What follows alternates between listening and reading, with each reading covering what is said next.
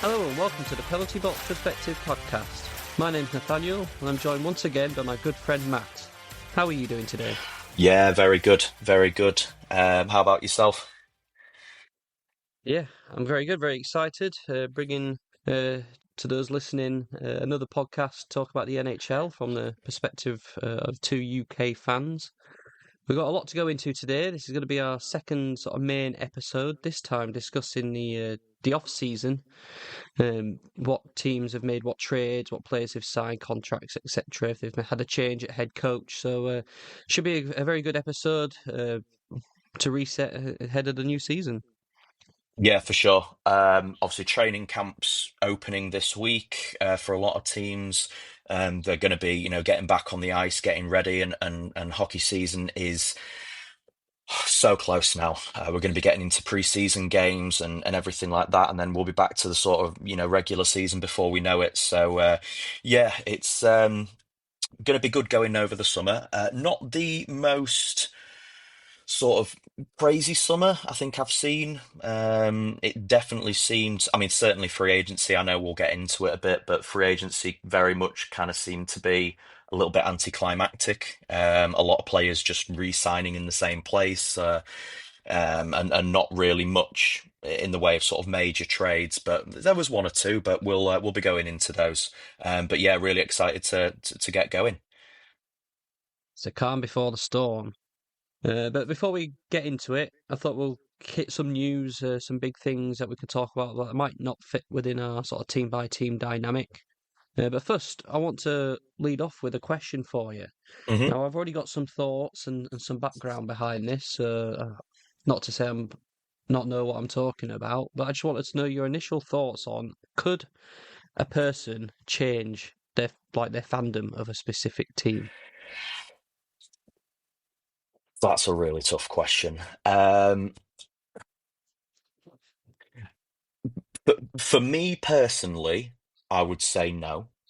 I think it ultimately depends on different dynamics. Let's say, for example, you're a hockey fan and your parents are hockey fans, and your dad is a die-hard Maple Leafs fan, but your mum is a die-hard Canucks fan, and maybe you grew up sort of leaning a bit more, towards the Canucks, maybe. But then as you've grown up, maybe you've switched your allegiance a bit more towards like the Maple Leafs, for example. I don't think that would be sort of a major problem because at least then you've sort of got a reason.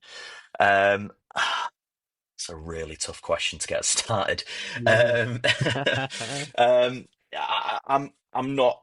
I think it's very circumstantial, but I would boil more towards no.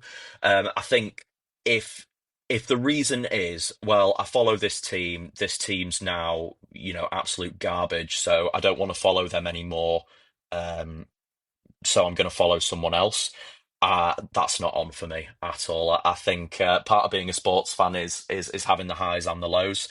As I mentioned in the first episode, I'm a massive Chicago Blackhawks fan. At the time that I got into hockey, I didn't actually know that they'd won three cups in 5 years. The year I got into it was when they won their third Stanley Cup, so that was great. And that was a really good sort of introduction into me getting to know the sport. But then after that, I mean, it's obviously been on a downwards trajectory for sort of the last decade, more or less. It's picking back up now. But yeah, what about you? What are your thoughts on that? Do you think you can switch Mm. allegiances? Well, this is a bit of a loaded question because normally I would be dead set on that. Nope, you picked your team, that's your team, you're supporting them through thick and thin. Like, it's equivalent to people walking out of a match before it's over because Hate they that. think they know the result. No, you stay, you watch to the end, no matter what. However, I find myself in a bit of a predicament here because as opposed to football or hockey where I've like got well, I'll go with like American sports. UK sports are a bit different for us because obviously we grow up where we grow up. It's a bit more personal. It relates back to the NFL, which was sort of my first love of American sports. And 10, 12 years ago, I didn't know much about it, wasn't watching it, don't have any ties at all to America, never been, never had any affiliation. I don't have family that watch it. It's like a brand new thing for me. And because I like the colours red and black, I decided to support the Atlanta Falcons, who at the time were not bad, but not great. And had some years watching them. I've been to see them at Wembley and your Tottenham Hotspur Stadium. I've got the merch, everything like that. But I had no ties or connections from that. Obviously, over the years, I've passed on and looked at other American sports. Obviously, I'm a massive Wild fan. I like the Timberwolves in the NBA. In terms of college football, I like the Gophers. Like, I'm a big sort of Minnesota sports fan. That's what I would consider myself. So I find myself thinking, after years of just watching the Falcons, middle of the road, 7-9 or 7-10 every year, like not making the playoffs, but not the worst team in the league. And I've just like, I don't feel any sort of real connection to them other than a team I just plucked out of the hat. Mm. So I went through the thought process of, well, I support every other Minnesota sports team. I actually really enjoy, and I have always really enjoyed watching the Vikings. I think they've got cool uniforms. They're playing purple. I love the mascot, the brand, being a Viking, etc. So I left myself pondering: could I switch my support from the Falcons to the Vikings? Now, Oh, I I've don't broached know. this with some other I broached this with some other people that I speak to, and they were very much a clear, nope, you picked your team, you stick with them. But I'm like, well, I'm not going to support like, a dynasty. I'm not glory supporting Minnesota. Just like the Falcons have never won a Super Bowl. That obviously they have been making the playoffs a bit more recently, but I'm not going to support them because they are like the best team in the league by a long shot. So Yeah. I don't know whether that it sort of changes your views on it. Yeah, I don't know. I completely understand your point from the perspective of like if you are a fan across multiple sports and you kind of in a lot of those sports you follow the same teams from the same area, then it would kind of make sense to be sort of aligned on all of them. But like my dad, for example, is a big New York Giants fan, and he's also a big New York Yankees fan. But then in the NBA, he became a basketball fan in the 90s, so he's a Chicago Bulls fan. Yeah, it's tricky. I don't know. Anyone listening, please do let us know. Let us know what your thoughts are on Yeah. switching allegiances. That's a very, very interesting question. I'm a bit on the fence, but definitely leaning more towards the no side. But Yeah. yeah. And this is where it comes down to it. Like my football team, I'm a Liverpool fan in the Premier League. Obviously, I've got my local team as well that I support. But like, if I stop supporting Liverpool and started supporting Man United instead, then I think I'd deserve every bit of Scumbag. vitriol that I get. Absolutely. Yeah. But when you're so far detached from the actual games being played, etc., as a new fan of a sport, how on earth are you meant to like digest what team you're meant to pick to sort of follow, unless you have like a specific backstory? I know you say with the Blackhawks, you beat your friend with them on NHL back in the day, and that's where you get it, and that's like that spark. Whereas I just picked a team that wore red and black. Yeah. I could have picked any number of teams that played in red and black, but I'd somehow pick the Falcons, and I just don't Yeah. feel that passion. I don't have that Yeah, connection to interesting. them. Interesting. Yeah, I mean, I mentioned that's I do, I've got some family in sort of Illinois as well. So when I sort of made that decision, I was like, well, you know what? I happen to have won with Chicago, and you know what? I do have some family in Illinois, and at the time in sort of peak 2015, and I'm a big Tottenham Hotspur fan as well, which was around the time that Harry Kane was coming through at Spurs, and I was like, oh, hang on, Chicago they've got a good player called Kane as well, so I'll go with that. Thank God it landed on Patrick Kane and not Evander Kane, otherwise my hockey allegiance would have changed probably every other year. And also he's an absolute bum. But yeah, so Wow. I'm not a massive Evander Kane fan. Really, really talented player, but just it just gets involved in all the stuff he doesn't need to. But Who'd have thought Evander would get some shade from this conversation? all right, okay. Shall we move into let's move into some hockey, shall we? Let's Yeah, let's move into some hockey. I think we'll touch on sort of a big news that isn't sort of team related in this whole sort of Hockey Canada scandal with the youth players. Obviously, they've been acquitted now, but they have been banned until the 1st of December, as they can sign teams in October. But what are your thoughts on that? I mean, if there's any more hand grenades you want to toss my way, then you are more than welcome. I don't know. It's a very tough subject area, obviously, and I'm not. I've done plenty of reading on it, but obviously, I'm not local to it all. For those who don't know, there are a number of players who were playing for the Canadian national team at the time in one of their junior teams, who were all suspended by the league following allegations of sexual assault. They have since been acquitted of that, which doesn't necessarily mean that they're innocent. It just means they haven't been proven guilty. Which I think is always important to remember with these sorts of things, especially when it comes to sort of professional athletes. So I don't know. I mean, I suppose if they haven't been found guilty, there is nothing that the NHL can do to stop them playing. I think they've made the right call in saying that they can't play until December. I think obviously if you had they only got acquitted in the last few weeks. If you had players then turning up to training camp straight away, I could see that causing a lot of public uproar. But I think that a lot of these players will play in the league again, um, and they'll just have their public opinion, or the public's opinion of them, sorry, is theirs to win back, and only theirs. So these players, they're going to have to come back in. They're going to have to be humble. They're going to have to really appreciate the opportunities that they do get, and they can't be getting involved in any more sort of off ice scandal. So yeah, it's a really tough one, especially when you're dealing with such a sensitive subject area. But yeah, it's Yeah, I it's think it is I mean tricky. that was that was a grenade I threw your way, and I think you handled that perfectly. Yeah, I think you summarised that great. It's an extremely sad situation. Um, Obviously, we can't comment on any sort of legal processes or anything like that, and we don't know exactly what's happened. But the fact that they've been acquitted and but being banned and bringing into the league, it is something that is going to probably dominate the storyline of the season. Um, it's interesting, but also anxiety induced about how those stories are going to be and what it looks like. And but yeah, I thought it was Definitely. worth mentioning on the show.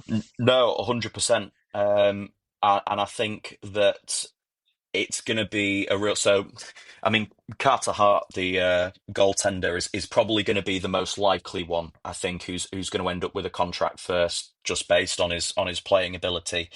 And I think it's going to be a big game of who blinks first, because I think there's going to be a lot of GMs around the league looking at him available, especially when you get towards the trade deadline, and teams are always looking for a bit of backup, especially in goaltending area, because that can always be such a difficult area in the playoffs. But there's going to be a lot of GMs thinking that he could someone who they could bring in on a league minimum deal until the end of the season. But whichever team decides to take that flyer, no reference to Philadelphia there, by the way. Whichever team does take that flyer, they're going to have to accept any questioning or criticism that potentially comes their way. So they just need to be prepared for that, and if that's something that they're going to do. I mean, we see it around the league. Obviously, there was very sadly, there was the sexual abuse scandal in Chicago a few years ago, which, as a fan, it was the closest I've come to being along the lines of, I don't think I can follow this team anymore. However, within the Chicago organization, anybody who was involved in that or employed during that time in terms of a management or senior staffing, they've all been let go.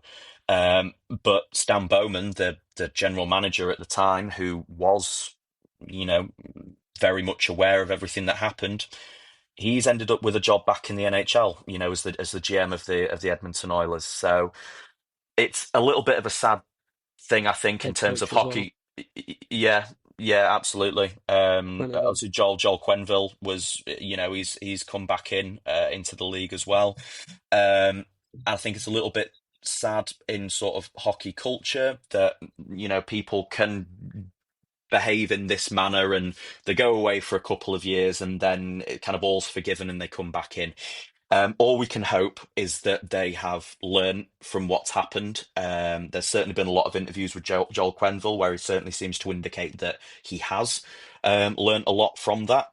But we'll just have to see.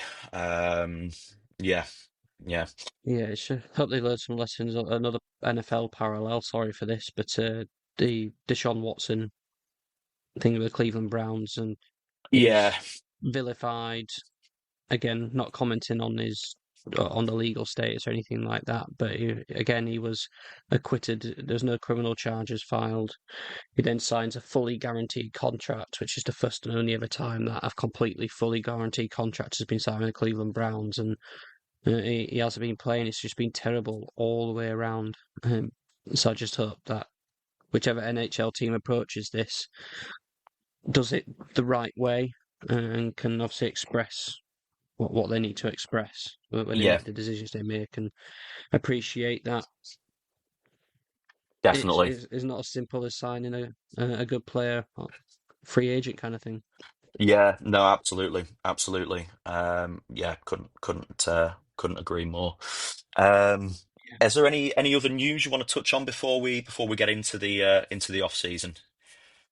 Yeah, I think most of the news that's happening around the league right now fits into the off-season kind of discussions that we'll be having per team. So I think we can just head straight into the teams, and then obviously the big news will hit within each team segment, if that makes sense with Yeah, you. absolutely, absolutely. So Mm. shall we start in the Pacific Division, shall we? Yeah. So what we'll do, we'll go through the Pacific Division. We'll go through obviously team by team. We'll start with the Vegas Golden Knights, just because they finished top of that division last year. Um, obviously they both the head coach and the GM, Bruce Cassidy and Kelly McCrimmon, are both returning.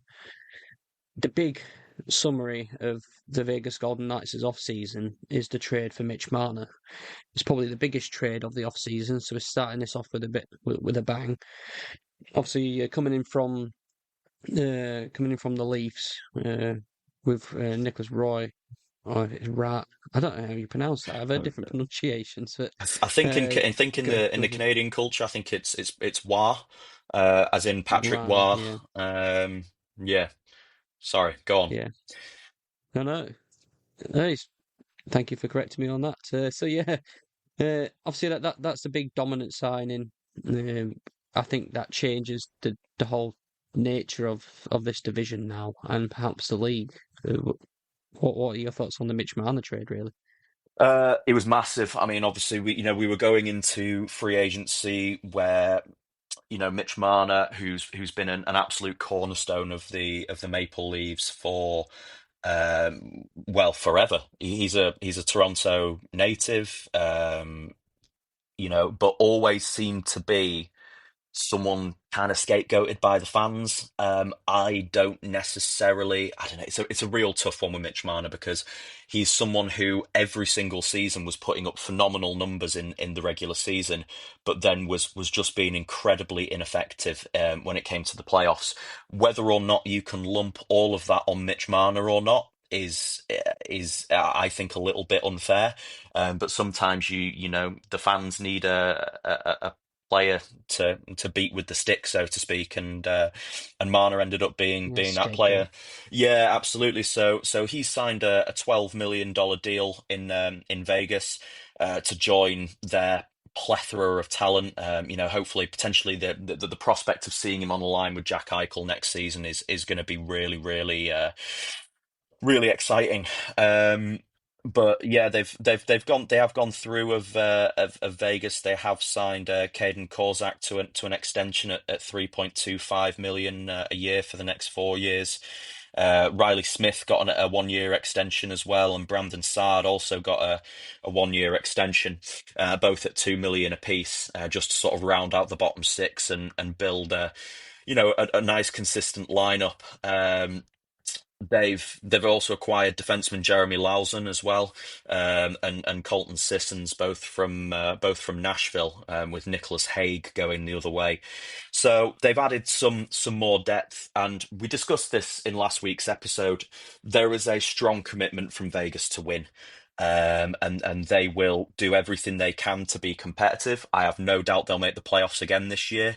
It will be fascinating to see how Mitch Marner does in the playoffs. I mean, if he goes, Vegas win the cup, and Mitch Marner wins the Conn Smythe Award as the best player in the playoffs, that would be stunning. I don't necessarily know if it'll happen or not, but you can't rule it out. Yeah, any thoughts sort of on the Golden Knights business over the summer? Definitely seems they've bolstered the depth and then added the star piece. Yeah, they've added a star piece. It's definitely a lot of their money is now in their forward core, for better or for worse. But one thing you have to mention is that they probably lost not only for the year, but probably for his career, Alex Pietrangelo. Hip injury, obviously taking its toll over the years, etc. It doesn't look good for that, but you can't rule out how much of an impact he had on their D line and how they're looking. Yes, they've signed a few players and traded for Lauzon, etc., but if they haven't really replaced Pietrangelo, they've kind of replaced him with Marner. So we might see a bit more attacking play next year, but I think that's a big loss for them. Yeah, I would agree. I mean, if they're going to win games, you think that I could see a lot of games this season with Vegas being, high scoring. Like they could have the capacity to potentially go out and concede three or four a game, but with those attacking players, they could go out and just rattle in 6, 7, 8 goals a game. But if there's teams who can shut that down, then who knows? But yeah, I do think it's going to be another good season for the Yeah. Vegas Golden Knights. Right, so we'll go into the Los Angeles Kings then. Um, Obviously, a bit more of a change with this team. The long-standing GM Rob Blake, who never went past the first round, has mutually agreed to part ways. So he's been replaced by the Oilers ex-GM Ken Holland. hmm Jim Hillier, the head coach, returns. I don't know what your thoughts are on the GM change at the Kings. Interesting. I mean, they're replacing a GM who couldn't get them past the first round with a GM who couldn't ever get it done with the Oilers. So I don't know. Sometimes you do need to freshen it up a little bit. Sometimes the same sort of leadership path, season in, season out, can sometimes, it can maybe get a bit stale. And potentially, they just need a fresh voice and a fresh direction. But they've partnered that up by being sort of extremely active in the summer, bringing in a lot of free agents. They brought in Cody Ceci was the main one, to bolster out the defensive line. 4.5 million a year for Cody Ceci for the next 4 years. I think that's a little bit much for Cody Ceci, in my opinion, but it's not a dramatic overpay. I think four would have been about right. Again, they've also brought in Brian Dumoulin on the back end as well for 4 million by 3 years. Joel Armia brought in as a free agent as well as goaltender Anton Forsberg for 2.25 for the next 2 years. Um, and they've also brought in the aging, well, not aging, he's in his 40s now. They've brought in Corey Perry on a 1 year deal as well for a $2 million cap hit. Maybe just someone, again, he's going to insulate that bottom six. He's a pest, to say the least. Bit of a nightmare to play against. So yeah, He I mean, sure he sure knows how to pick a playoff team. Does Perry though? He does. I think he plays in the playoffs every single year. Yeah, he does, and always seems to be a guy who just turns it on in the playoffs. I mean, I know he is going to be. They did announce the other day that he has picked up a bit of an injury, so he is going to miss the start of the season. But I don't think that'll bother them too much. I think for with the amount of miles on the clock that Perry's got at this point, it wouldn't surprise me if they wrote him off for sort of as long as they possibly could, make sure he's as 100% as a 40-plus-year-old NHL player is going to be, and then bring him in for when the timing's right. They also signed Alex Leferrier to a 3-year extension, as well at a 4.1 million AAV. So again, nice to get him re-upped as well. He'll be playing up there with Quinton Byfield, you would imagine. But yeah, again, I could see the Kings making the playoffs. They I don't necessarily think that they're cup ready, but they're certainly going to try. And again, I think for a fan of a team, one thing you want to at least always see is your team making effort. If you're in that competitive window, just make efforts to try and be competitive. And they've gone out there, they've brought in, they've signed some extensions. They've brought in plenty of free agents. They've got Kirill Kasanov signed to an entry level contract as well. So potentially again could see some minutes for him later on in the year. But yeah, they've could be potentially exciting year for the Kings, but it's really hard to say at this point. I think we'll just have to wait and see how they play out. Yeah. As I said last week, I think the Kings had a great year last year in comparison to their expectations. I think they will fall back towards their expected level this year, which is like a wild card kind of team. They made some good changes, nothing groundbreaking, but it was released overnight that this will be Anze Kopitar's last season in the NHL.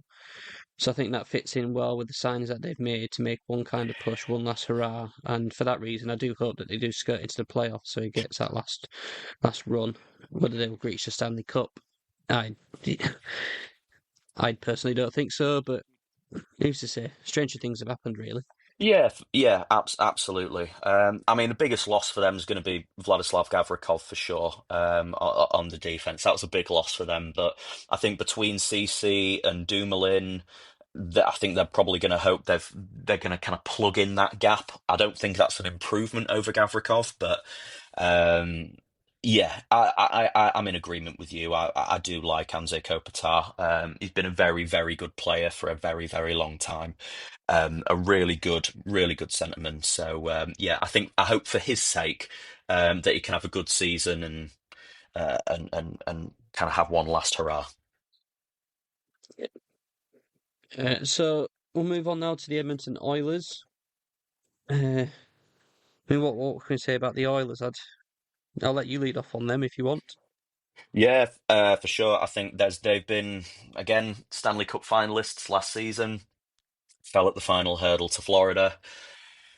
The biggest discussion I think around the Oilers is the new need for a new deal for Connor McDavid in the last year of his contract. So I personally think I know that Elliot Friedman on 32 Thoughts has been discussing this at length, in relation to, you know, is there any way that he does potentially leave Edmonton? I know we discussed it last week. For me, Stan Bowman cannot let any world where McDavid leaves. He is obsessed with winning, is McDavid. And I think for that reason, I think whatever contract they get done, it will be at a friendly um, agreement.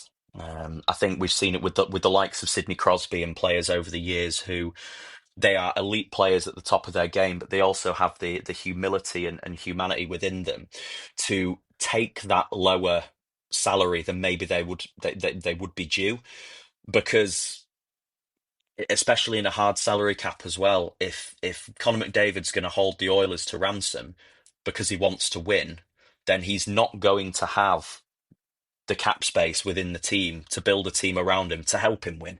So it's almost kind of like, and I know we're going to touch on a certain player who's maybe looking more at the money than the bigger picture. But it's going to be, it's going to be a really big decision to make about sort of what number they reach and what term they reach as well.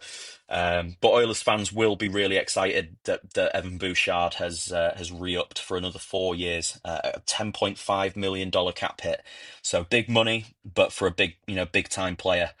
Um, so that's going to That's be where it comes down to. Yeah, that's what it comes down to. Like we're saying, like McDavid will need to sign a team-friendly deal, but I don't think Bouchard's necessarily a team-friendly deal. Like, there's no way that McDavid can accept any less than what Bouchard got. But then you got Draisaitl as well. You have all these different players. I just don't think.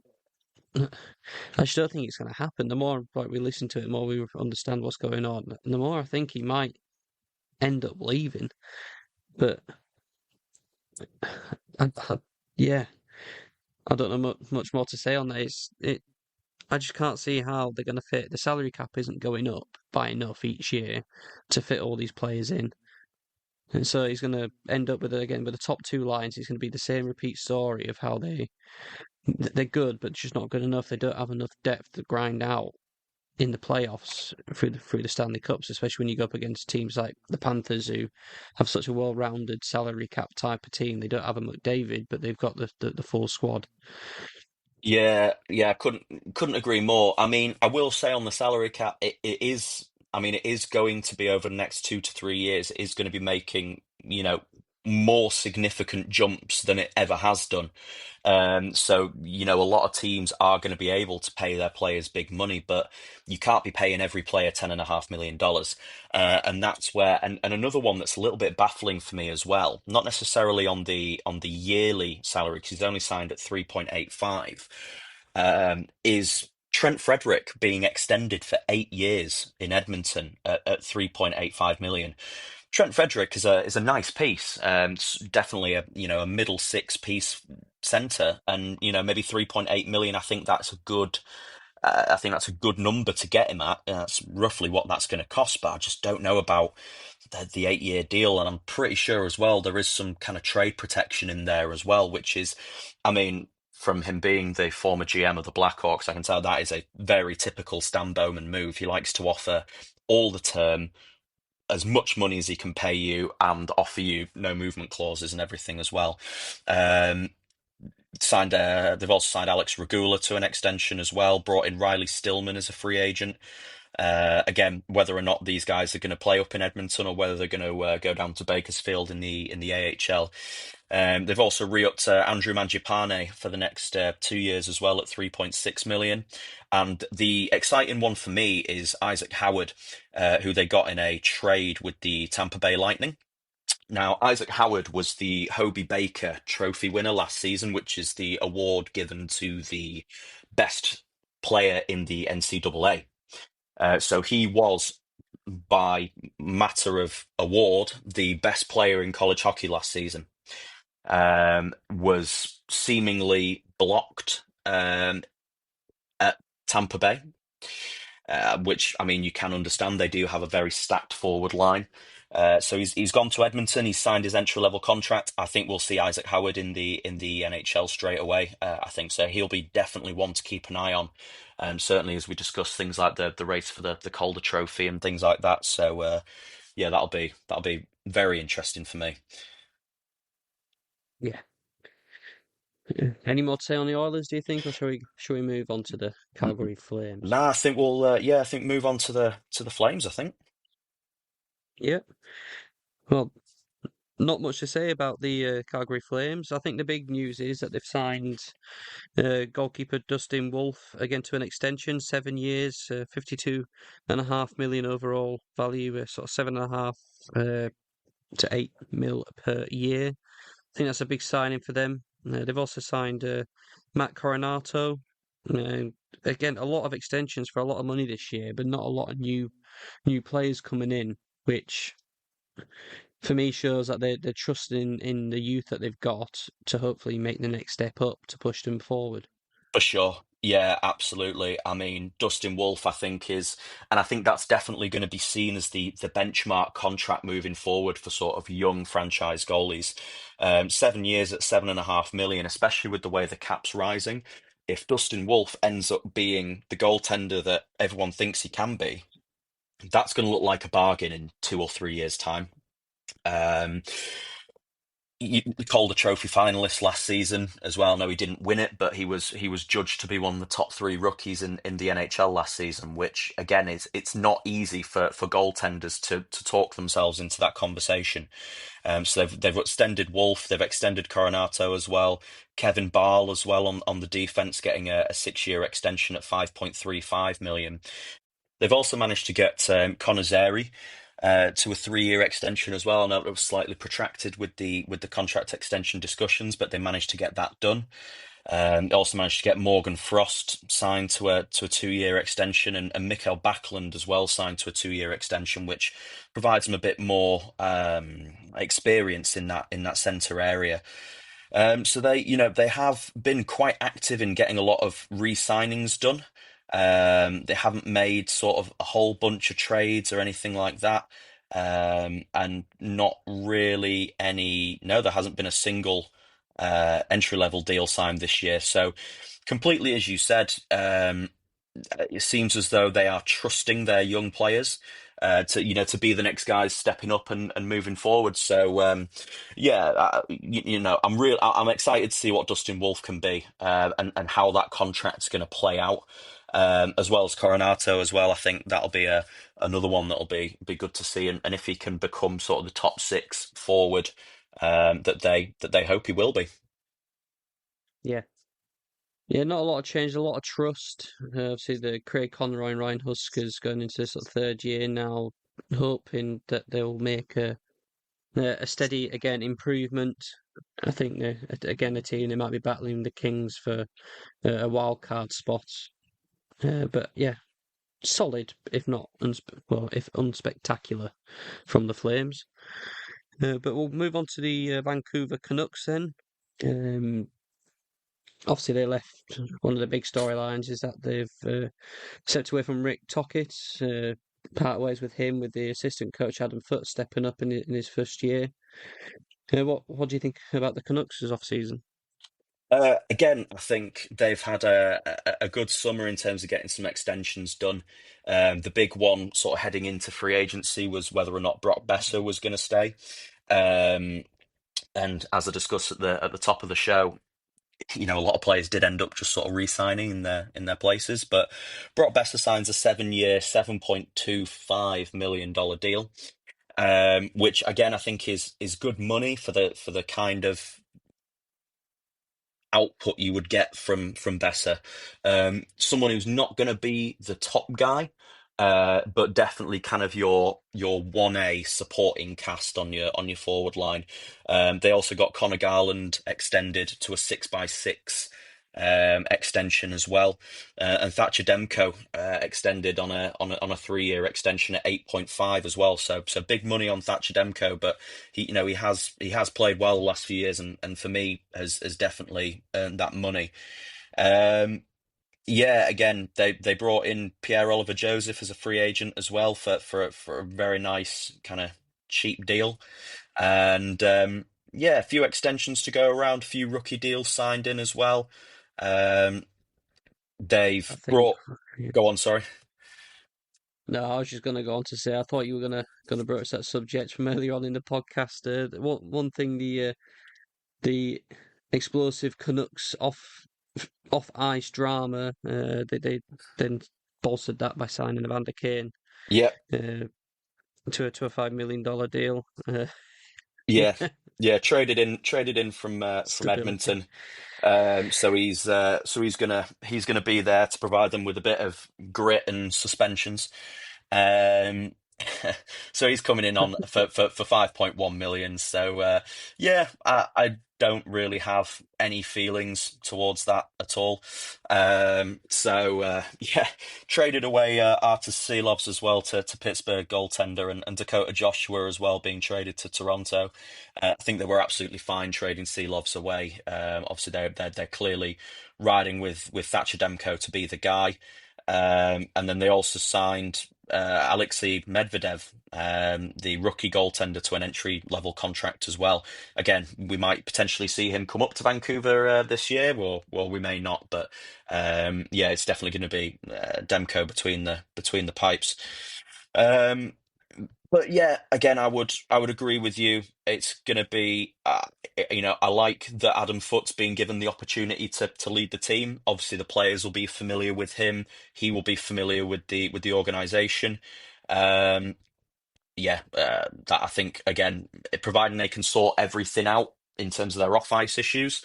Um, then hopefully it will be a bounce back year for them. And who knows, maybe Evander Kane will come in and crack some skulls and kind of pull everyone together. But I will just say as well, it was really interesting. Again, just referring back to 32 Thoughts, which for anyone who's unaware is an absolutely fantastic podcast with Elliot Friedman and Kyle Bukowskis. And Elliot Friedman is arguably the most plugged in guy in the hockey journalism world. He has an inside scoop on everything, and they did a really interesting interview with Quinn Hughes, their captain, who explained that basically last year it wasn't good enough, and a lot of the time last season they weren't having fun, which I think a lot of people forget because they're professional athletes. There does still need to be an element of enjoyment to it. But it definitely sounds like they've been able to sort of square everything away with their with any issues that they were having, and there seems to be a collective agreement that last year wasn't acceptable, and they're going to have to do better. So it's their opportunity to show it now, I think.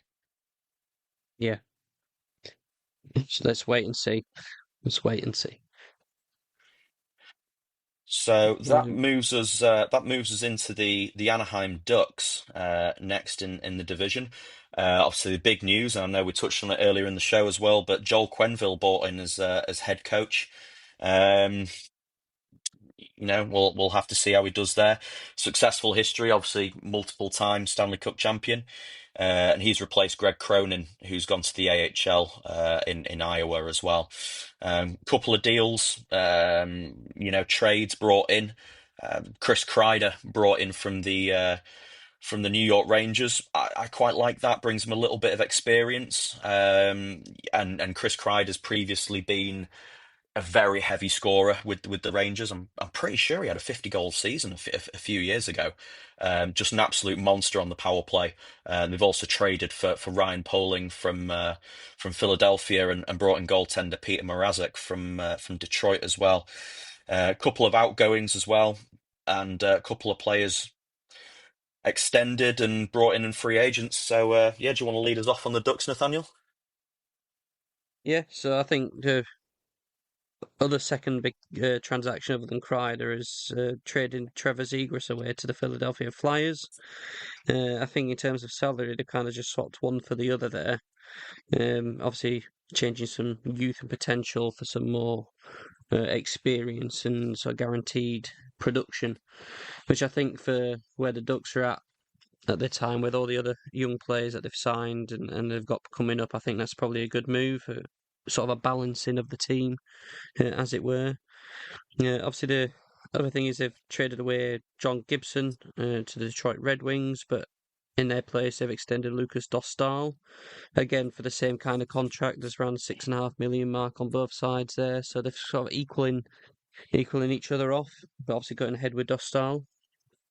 Uh, Other than that, really, they've just signed some more experienced players. Mikael Granlund signed again for 7 mil a year for 3 years. Drew Hellison on the D line signed a fairly team friendly 2.1.1 2 by $1.1 million contract.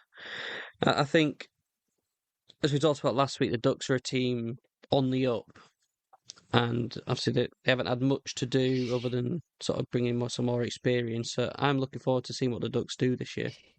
Yeah, I think they could be making a jump for the playoffs this year, maybe a wild card spot. But like you said, I think the big story coming out of the Ducks this year was the extension to Lucas Dostal at 6.5 million for the next 5 years. Again, another fantastic young goaltender, someone they're clearly putting their stock in to move forward. They've extended Ville Husso as well for 2.2 for the next 2 years. So they do have a little bit of depth there, and obviously they acquired Peter Mrazek as well. So they do have two sort of senior goaltenders to provide a bit of mentoring, support, and cover for Dostal as well. And obviously that opened the door for them to trade away John Gibson, who has been there a long time. He's been a good servant for them. But yeah, he's gone to the ever rotating goalie carousel of Detroit. And yeah, like you said, with trading away Trevor Zegras, I really like Trevor Zegras, but I think that's because I don't watch him game in, game out. I can understand him being the kind of player who is frustrating if you're an Anaheim fan.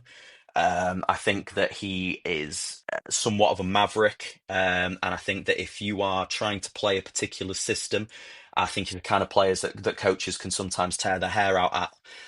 Because he's maybe not doing as he's told, shall we say. Would have been interesting to see what Joel Quenneville could have done with him, but I can imagine that maybe Joel Quenneville, sorry, has come through the door, and obviously he's green-lit Zegras to be traded. So clearly not someone that he was a fan of, and someone that he didn't think he was going to have any use for. But yeah, I do think that certainly with those additions and those extensions, along with those young players getting another year into their careers, I can definitely see that the Ducks certainly being in wildcard contention this year. We'll move on to the Seattle Kraken, who, in terms of head coach and everything like that, they've seemed like everyone's just kind of, well, in terms of the general manager, Ron Francis was promoted within to the president of hockey operations, with assistant general manager Jason Botterill being promoted in his place. So just kind of everyone moving up a rung there. That's good or not. But in terms of head coach, quite the opposite. They fired Dan Bilsma after one season, one and done. But they've then signed Leon Lambert, the assistant coach of the Leafs and the previous Islanders head coach, to become their new head coach there. Yeah, with the Kraken again, I said last week how they're a bit of a boring team, and I think they've had a bit of a boring off season as well. Yeah, I would agree. Not the world's most inspiring summer. Brought in Ryan Lindgren, that was the main one. To an to a $4.5 million deal for the next 4 years. So again, that will provide them a bit more depth on the defensive end. They've also extended Riker Evans in on the defense as well. Did make a few trades. They have brought in Mason Marchment from Dallas, as well as Joe Veleno from Chicago in a trade that saw Andrei Burakovsky go the other way. And they brought in Frederick Gaudreau as well from Minnesota. So a bit more depth there. They have signed Jake O'Brien to his entry-level contract. So and for anyone who didn't listen to our last show, we did cover the top 10 picks of this year's draft. So Jake O'Brien there has signed his entry-level contract. Don't think we'll necessarily see him in Seattle much this year, if not maybe for a few games at the end of the season. But yeah, again, I couldn't agree with you more. Uninspiring, I think I would describe Yeah, their summer as, but also I think just as a team as well. I think unfortunately that new buzz has kind of fizzled a little bit with Seattle. So yeah, it's a little bit concerning, but I think they've just got to figure out their identity a little bit.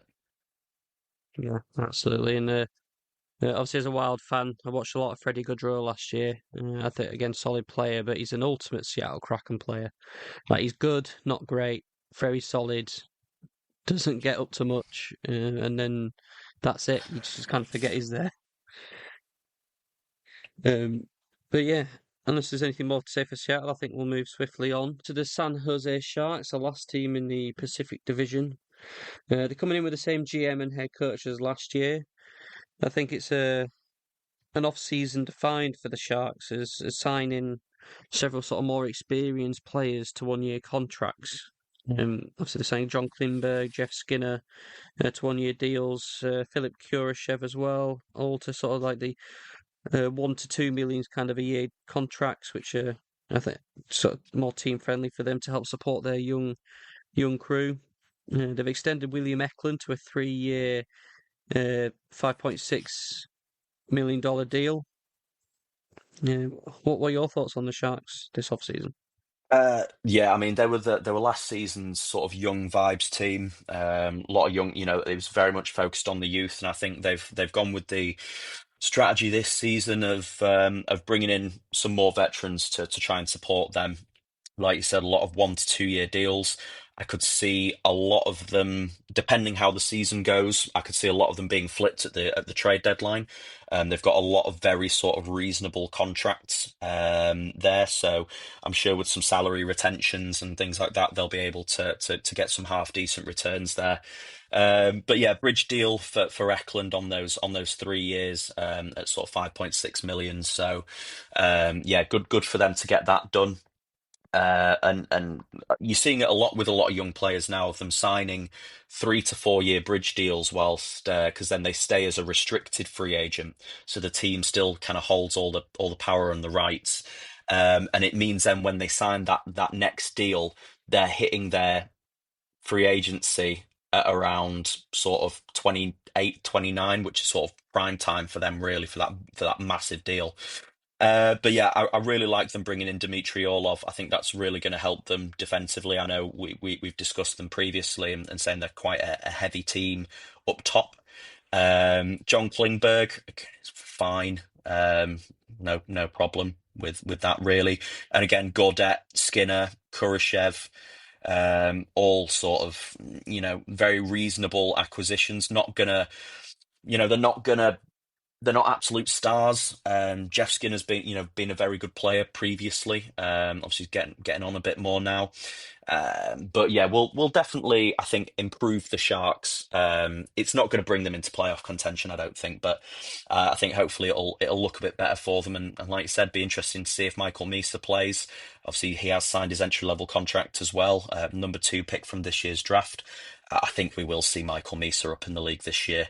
I just think that they've got enough veteran bodies around him to try and sort of insulate him and try and give him sort of the best first foot into the league. They've also acquired Alex Nedeljkovic in a trade from Pittsburgh, as well as Shane Bowers and Oscar Olafson and Ryan Reeves as well. Who again similar in that Evander Kane front. If you want a guy who's just gonna punch some people in the face. I mean, I know he's previously Section played for for. Celebrini, yeah. Yeah, well, absolutely. I think teams will be apprehensive to take a run at some of their younger players and try and smash them about a bit if there's going to be Ryan Reeves potentially to answer to. Getting them up to the cap floor, they've absorbed the $10.5 million from Montreal on Carey Price's contract as well, who obviously is on sort of injured reserves. He's never going to play for the Sharks. But yeah, so there is as much as there is a salary cap at the top end, there is also a salary cap at the bottom end that teams need to hit. And you do see this a lot with teams when they have a lot of young players, obviously on those entry level contracts at 975,000 or whatever it is. They sometimes take on a big contract from another team, which will help them sort of hit that floor, and then they'll also usually get compensated with. I think they were compensated with a 5th round pick from Montreal for taking on that contract. So again, a lot of nothing there with the Carey Price deal, but yeah, be interesting to see how the Sharks move on. Right. Shall we hit up the Central Division then? Starting with the Winnipeg Jets.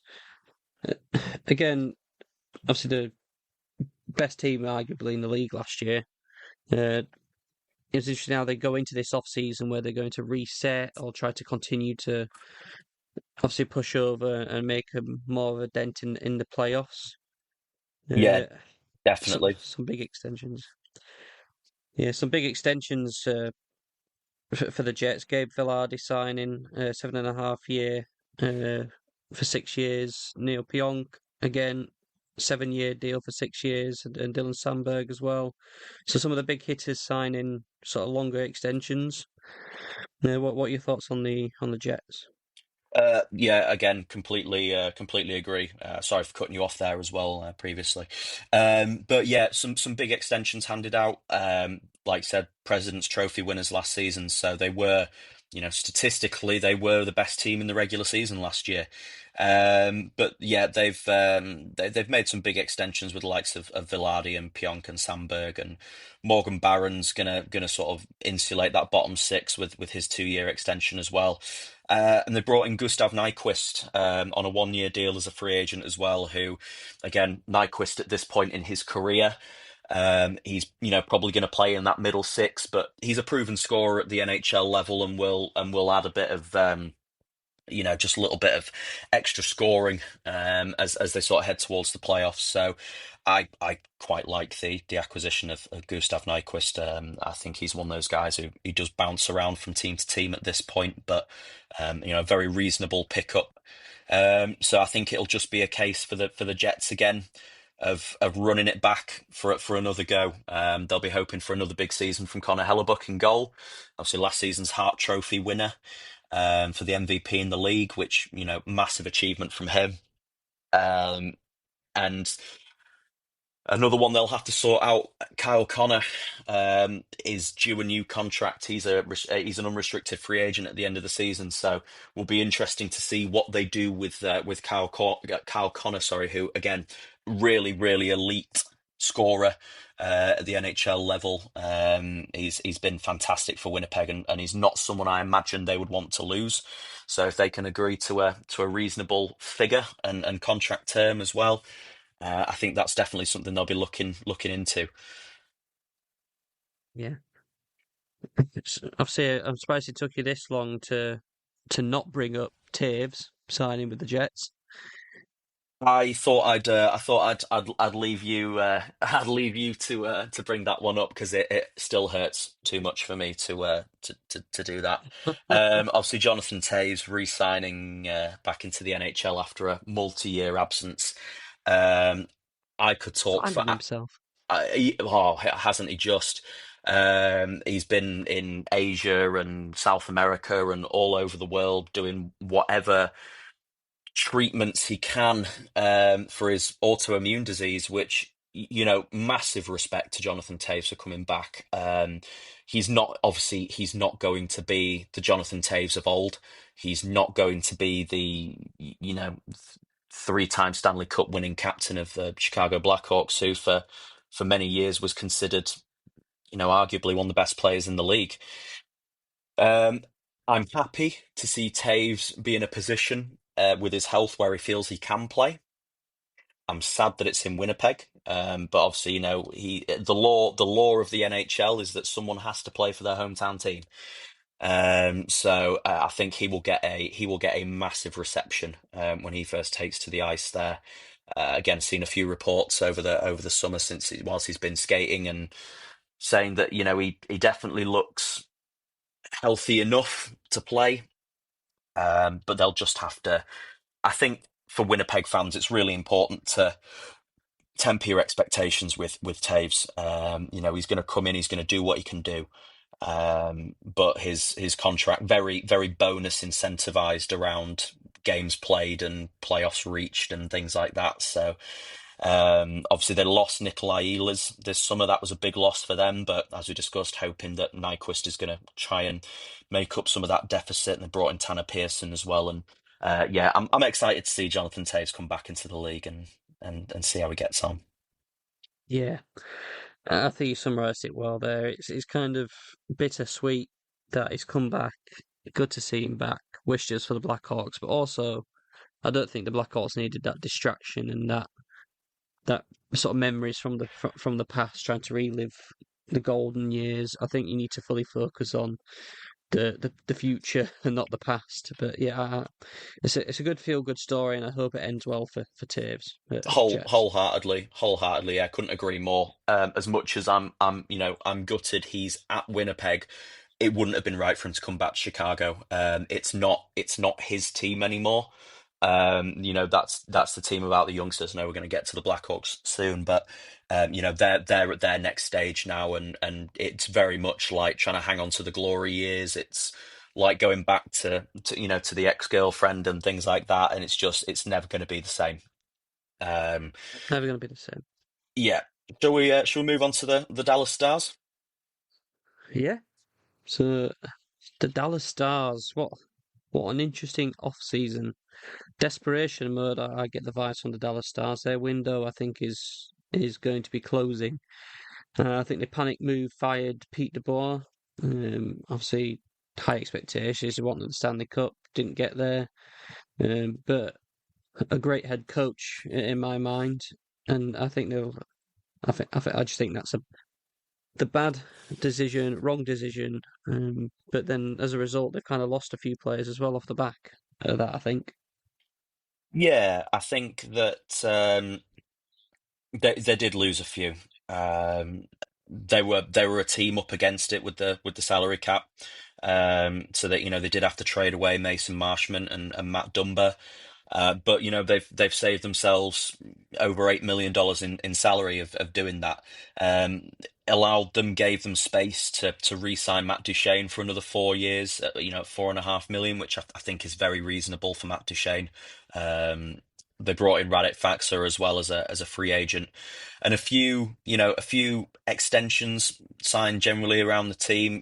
Jamie Benn, longtime Dallas Star, signing a very nice, friendly $1 million deal for another year. And Maverick Bork as well. That was a big one that a lot of people were talking about. Very highly anticipated young player. And it definitely seems as though he's signed that 1 year, $950,000 deal just to tie them over for another year. And then they're going to revisit it next year and hopefully maybe look at getting him into something a lot more long term, which obviously with that will come more money. But I think again Bork's taken the team friendly option to try and keep them competitive for this year. Yeah, I just think that I can only see him going backwards personally, with the other teams in the division making steps forward.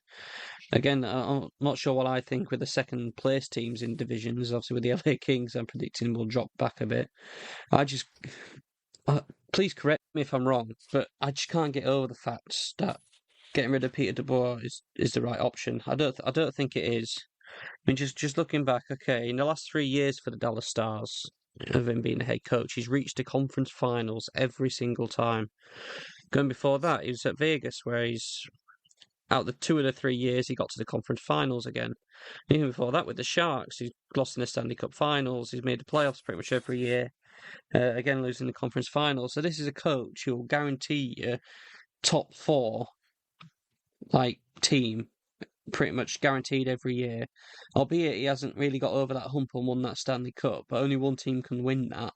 How many coaches can you say have such a proven track record of getting teams so far deep into the playoffs? I just think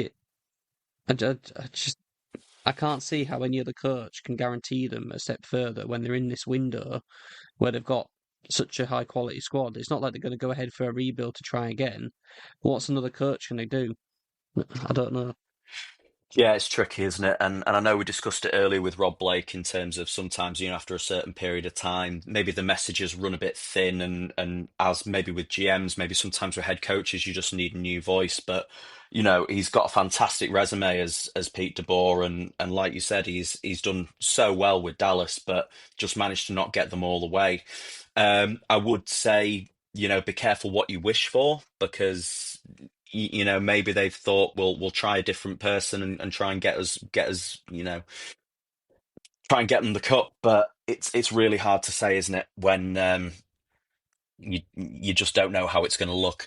I think a lot of Dallas's success this season will hinge on obviously they've invested big time in Mikko Rantanen and seeing how he does this year.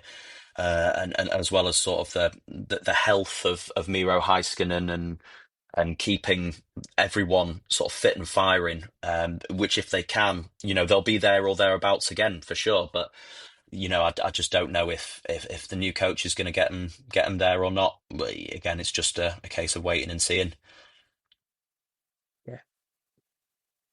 Yeah. Shall we move on to the next team, the Colorado Avalanche? Yeah, absolutely. So Jared Bednar back for another season as head coach for the Colorado Avalanche, and I tell you what, and this might be a bit of a hot take for now. It wouldn't surprise me if Jared Bednar is one of these surprise candidates to lose his job this year.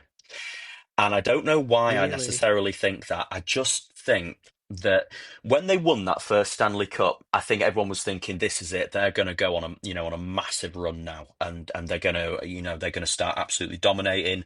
They're going to be like the 1980s Edmonton Oilers, and you've got McKinnon there, and you've got McCarr there, and you've just got, they've got Devon Taves and a whole bunch of really really high quality players, and then."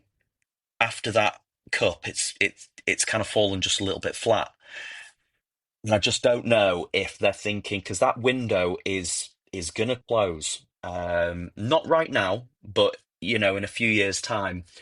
And I just think that when all's said and done, Colorado might be thinking that they should have more to show than that one Stanley Cup for the quality of the team and what they've invested into it.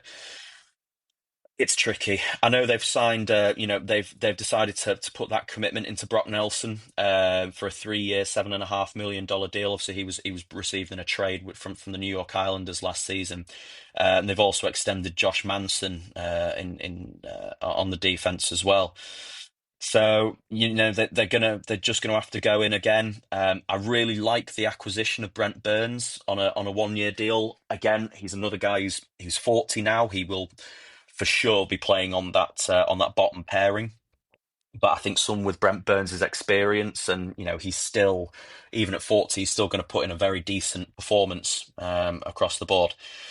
So yeah, I'm excited to see what Burns can bring to that bottom pair. Um, Yeah. but yeah, what are you thinking?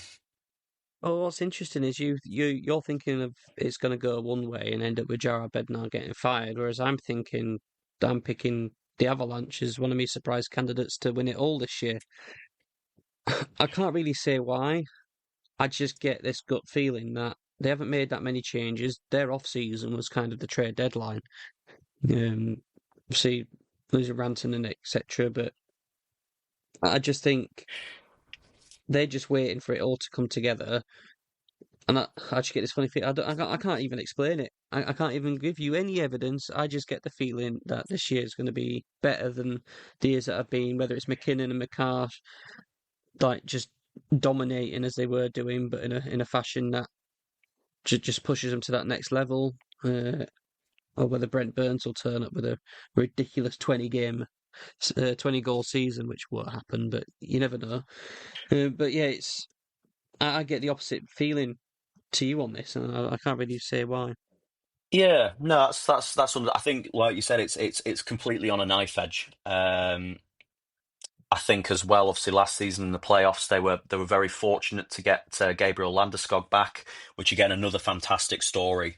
Really good to see him back in the league. Missed like over 2 years, I think, through injury from a completely freak incident, really. So again, we'll have to see how Landeskog's health holds up. I don't know if he's someone they will use sparingly with a chance of keeping him around for the playoffs, but he's going to have to try and get back into the game. But yeah, it'll be yeah. Like I said, I think they're on a knife edge. Yeah. Uh, right, we'll move on then to my team, the Minnesota Wild.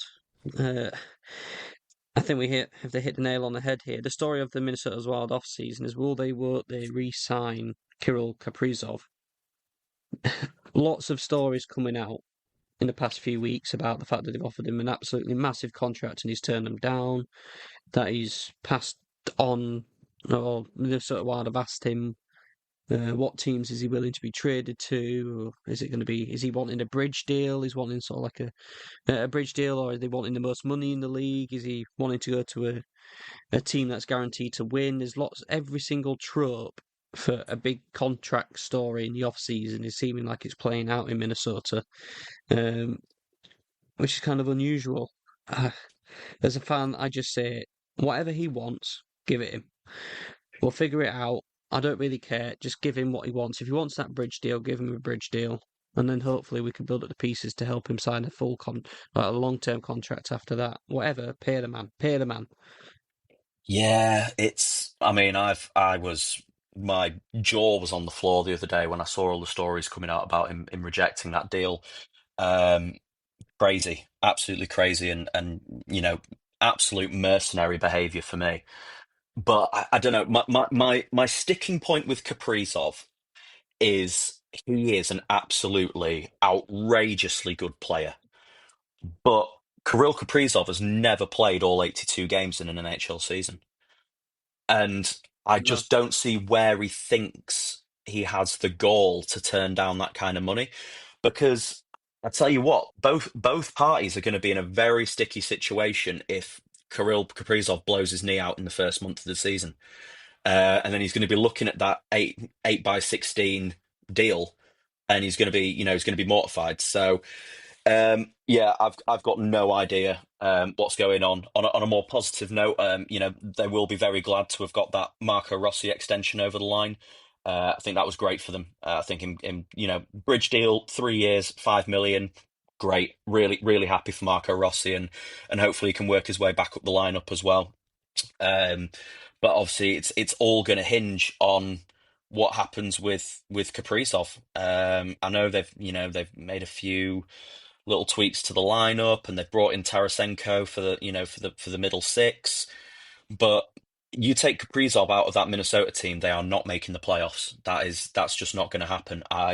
For me, I don't care how good Marco Rossi is. I don't care how good Joel Eriksson Ek is, or Brock Faber, or even Zeev Buyam coming in, this year as well on the defense as well. Fantastically talented rookie.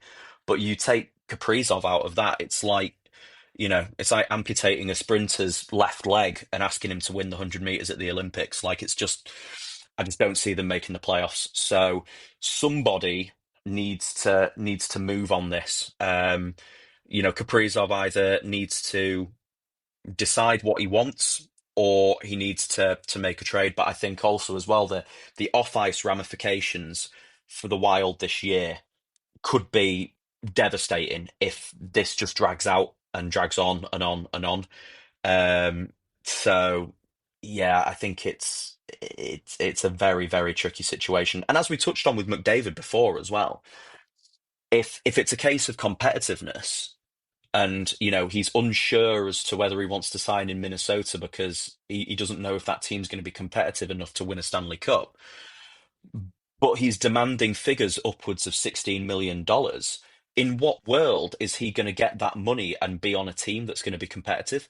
Because you're paying a player, let's say he signs for 18 million, you're not going to be able to put together a competitive championship winning team with a guy that you're paying $18 million to.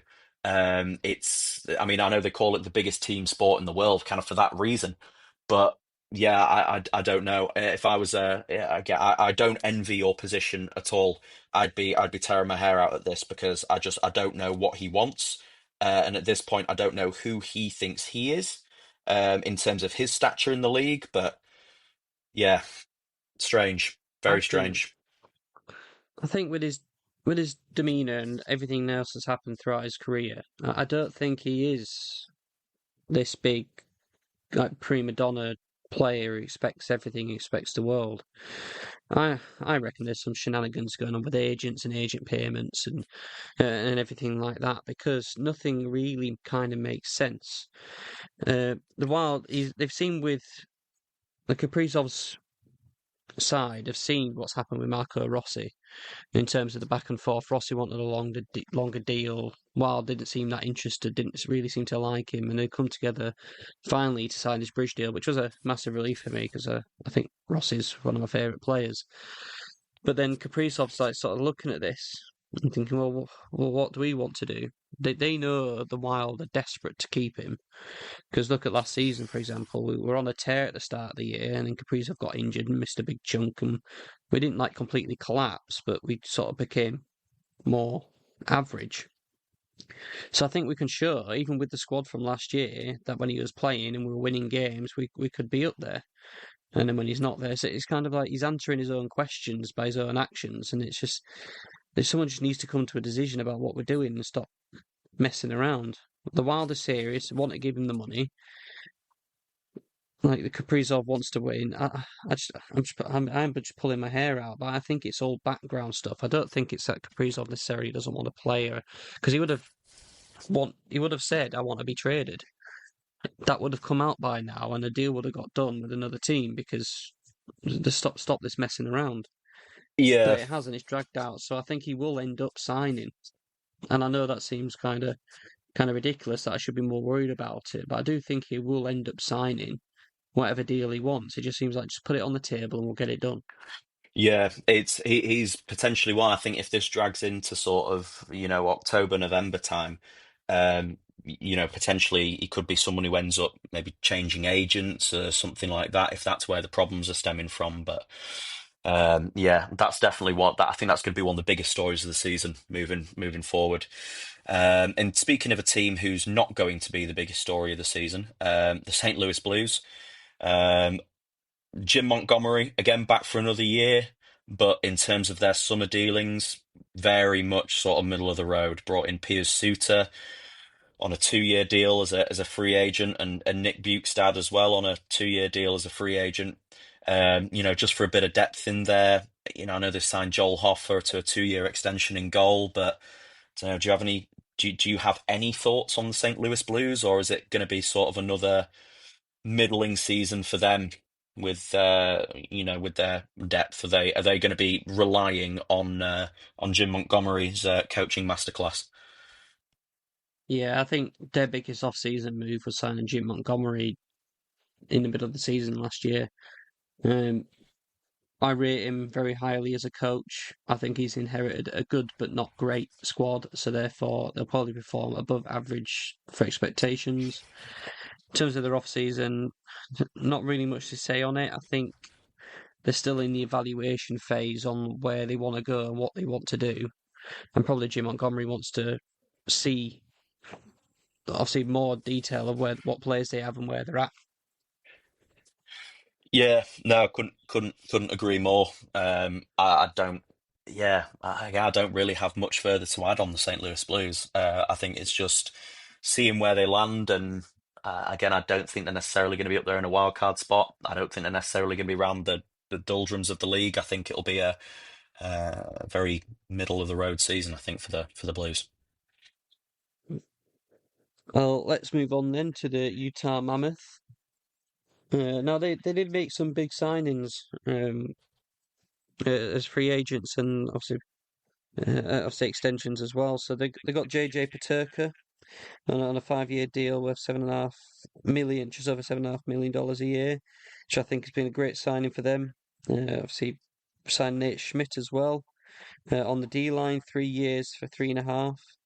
So they got Jack McBain as well for 5 years, 4.25 mil a year. And then Brandon Tanev as well for 3 years at $2.5 million a year. They're the sort of the big four. Obviously they did sort of sign Vitek Vanacek as well, the goalkeeper, 1.5 million a year. But what are your thoughts on the Mammoths off season?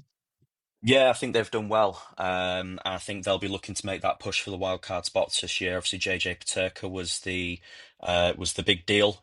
Buffalo just fumbling another prospect, and I have no idea why they've let him go. But I know we just absolutely bag on the Buffalo Sabres on this show, but they got a reasonable. I mean, I think personally for the player that JJ Paterka can be.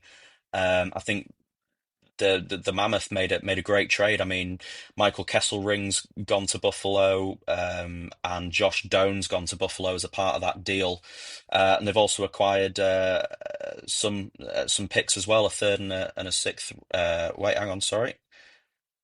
No, no picks, just those two players. So just Doan and Kesselring. Sorry, I think I was under the impression there was a some picks in there as well. But yeah, Josh Doan, obviously quite an exciting young player. And Kesselring, a solid sort of middle pair defenseman. But they get Paterka in return, and I think that's gonna be great. So locking him up for 5 years, locking up Jack McBain as well, and Nate Schmidt, like you said, I think this is a Utah team primed to make a push for the wild card spots. Hopefully another big season from Clayton Keller, and just seeing how far they can push it. First year as the Mammoth. What are your thoughts on the Mammoth's new logo, by the way, and branding? I'm a big fan of the logo.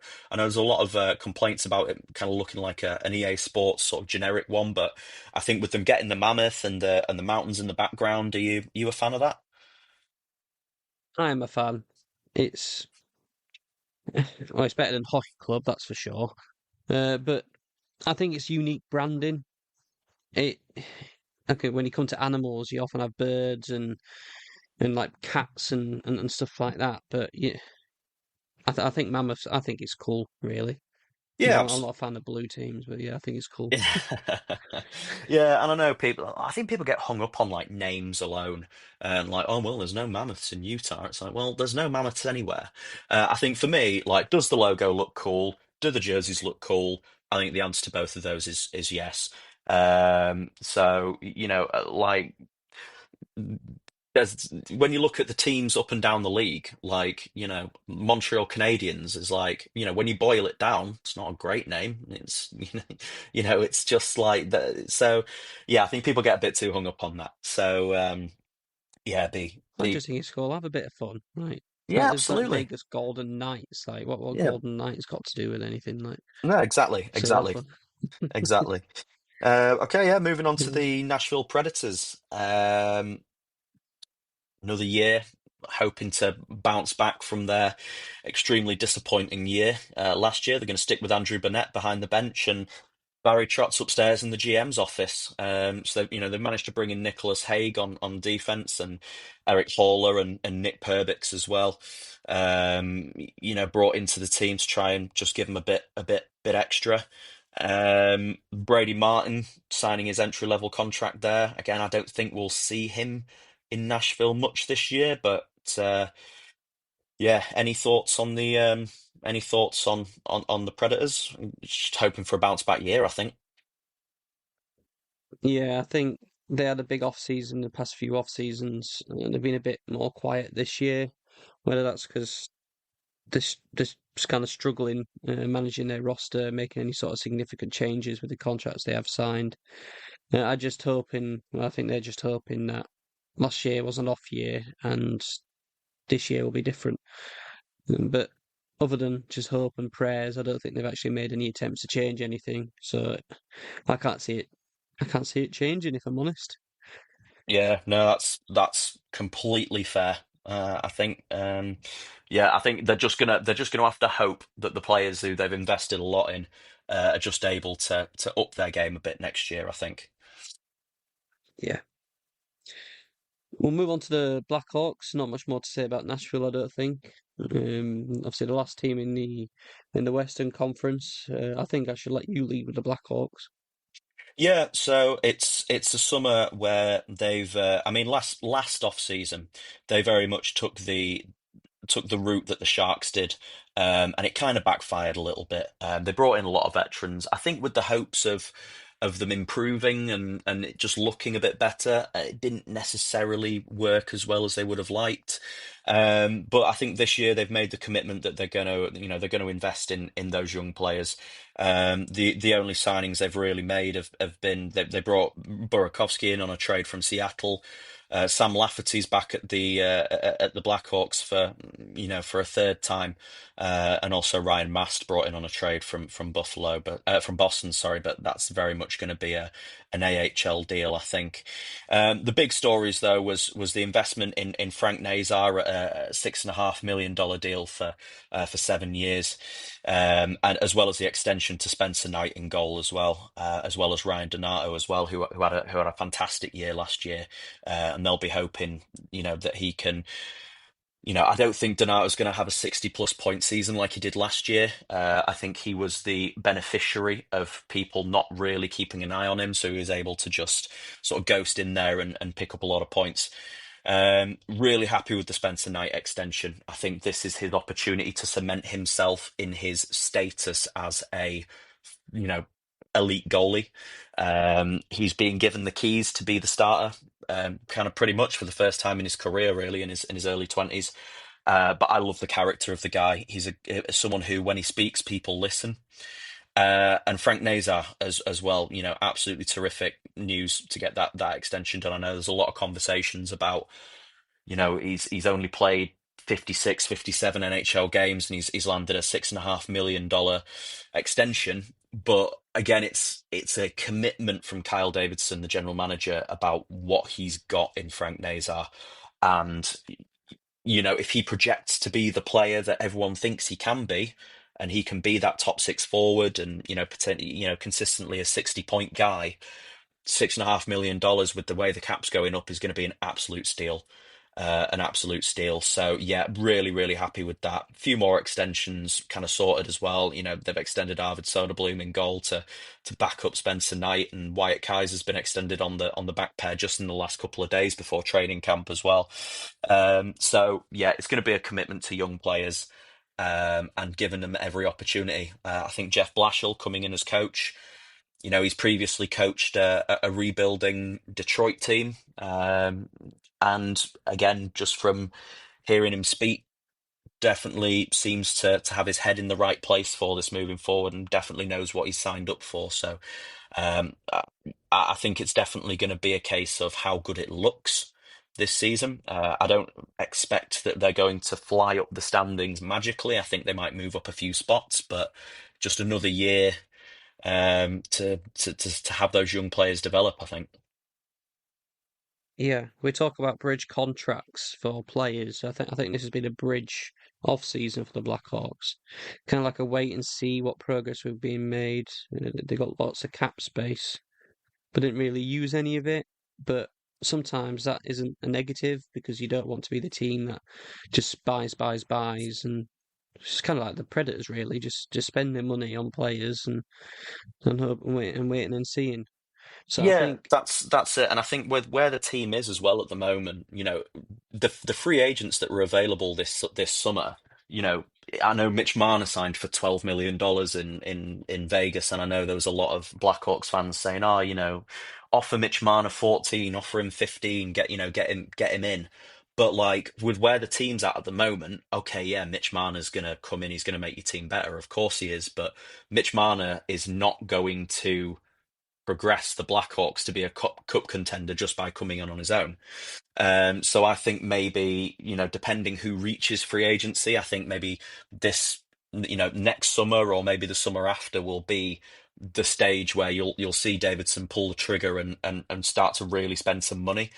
But yeah, right now, them going out and blowing a load of money on a free agent wouldn't have been remotely beneficial to the team, other than just to make them a little bit better for now, but it doesn't really do anything long term. it doesn't. And they don't have that many assets either to work with. It is just the money to spend. So it's what they won't really get anything by trading for any players either. Yeah, I But think as far as NHL ready players, I think for sure. Obviously they've got a lot yeah, of very exciting young prospects, but in terms of teams looking to make a trade and get some immediate NHL help, they've got Jason Dickinson they can offer. They've got Connor Murphy, Andrei Burakovsky, or Mikheyev as well, but think that they're nice little deadline pieces, for teams looking to bolster the middle six, bottom six, and get playoff ready. But I don't think that it's they're not going to be a team that is gonna. They're not players that are going to put a team over the top. So yeah, I no. agree in that sense. Right. Should we then move over to the Eastern Conference and make a start with the Toronto Maple Leafs? Yeah, for sure. Yeah. Yeah. So again, the flip side for what we talked about earlier with Vegas. I think the big signing is Mitch Marner leaving. They used that space to re-sign John Tavares and Matthew Nyes. Obviously, Nyes signing a 6-year, $7.75 million deal. Tavares signing, I guess, an all-round friendly team and player friendly 4-year, almost $4.5 million a year contract. Just sort of solidifying what they already have. Obviously signing Nick Robertson as well to an extension, a 1-year extension. Lots of extensions go around to a lot of sort of solid players for the Maple Leafs, but not really made that much of a change from losing Marner. And how will that impact them moving forward? I think they're hoping that the loss of that distraction might make them a better overall team. What are your thoughts about the Maple Leafs? Yeah, I think you're right. I think the biggest thing, obviously, massive loss of Mitch Marner, but they'll hope that that's going to clear out the outside noise. Again, I don't think that Mitch Marner was the perpetrator of that noise. I think he was the unfortunate victim of that noise. But they're going to be hoping that Matthew Nyes can be, can fill that spot. And I don't think he's obviously going to hit the 100 points plus that Mitch Marner does. But he will be a very, very solid piece. They've added Mason Michelli and Nicholas Waugh and Dakota Joshua via trade. So they have sort of thickened the squad out a little bit, and kind of hoping that they can replace Marner's stats sort of in the aggregate, so to speak. But for Toronto, I think it's just going to be a case of running it back again and seeing how they can, seeing what they can do. Hopefully, Nyes can step into Marner's spot, like we said, and sort of re-establish those core four players. Um, and see, if Tavares can still keep up his production at this stage of his career as well. I think they're bound for the playoffs, no doubt. I think just with the quality of that team, I think they're going to be. And again, I think no questions are going to be asked around Toronto until the playoffs come around, which same as every year, I think. Yeah, same as every year. For the well-written stories of the Maple Leafs. Let's see if it changes this year. If it does change, then that'd be a pleasant surprise one way or the other. Either they make it or they miss the playoffs. It'd be something a bit different. But either way, it'd just be lots of noise coming from the Leafs fans one way or the other. They're a loud bunch. Yeah, certainly are. Yeah. Certainly are. Um, okay, yeah, moving into the Tampa Bay Lightning. Obviously, they'll be hoping for another playoff bound season. Um, Not too much done over the summer. I don't necessarily think they needed to do loads. They've got a lot of very talented players. They signed Yanni Gourde to a really friendly sort of $2.3 million extension, 6 years. I don't necessarily know if I would have given him that, but yeah, whatever works and whatever gets it over the line. They brought in Pontus Holmberg as well, and Jonas Johansson got an extension as well as Gage Goncalves as well. Obviously, they lost Isaac Howard to the Oilers as we discussed, and got Sam O'Reilly back in that trade. I don't know if that's necessarily going to move the needle. But yeah, I think Tampa Bay, it's just going to be a case of, again, I think they've still got that window just open for now. And they're going to be hoping that they can, John Cooper can lead them to a bit more success. Yeah, I think guess it's a conservative off-season. I've said little cap space to work with, but also not many holes to really fill. Again, it's just what will push them over to reaching the Stanley Cup finals. I think they'll want to beat the Panthers, that obviously the Florida rivals. But again, it's very difficult. Like with the Dallas Stars getting rid of Pete Dubois, like are they going to make a change with John Cooper if he's not going to get them over that edge? It's just I'd be what do they extremely expect? surprised. I'd be extremely surprised. I think obviously they re-signed John Cooper to a new deal fairly recently. I think they absolutely love him there. I don't think there's any world where they'd want him to leave. Even if they did make a head coaching change, I know John Cooper's expressed a lot of interest in sort of taking on general manager roles and things like that. So I think that Tampa Bay will want to keep him at sort of any cost and offer him whatever job he wants. Um, I don't think there's any doubt about his coaching chops, so to speak. I think he's just going to hope that the likes of Kucherov and Braden Point and Brand Hagel and everyone are just gonna keep doing what they're doing, and Victor Hedman on the back end trying to keep him up there again. I think they're playoff bound for sure, and hopefully see what they can push through. Unfortunately, they're in a division with the Florida Panthers, who we'll move on to, which is always going to be a big stumbling block at this point in time. Yeah, absolutely. With the Florida Panthers, obviously they've obviously kept all their big players. I think that's the story for them. They were concerned about Sam Bennett, Ekblad, obviously Brad Marchand, who joined them halfway through. Were they going to get these deals signed? Were they going to get the gang back together to go for another run? And the answer is yes. Somehow they managed to get all these players signed, all for quite lengthy contracts. Sam Bennett, 8 years for 8 mil.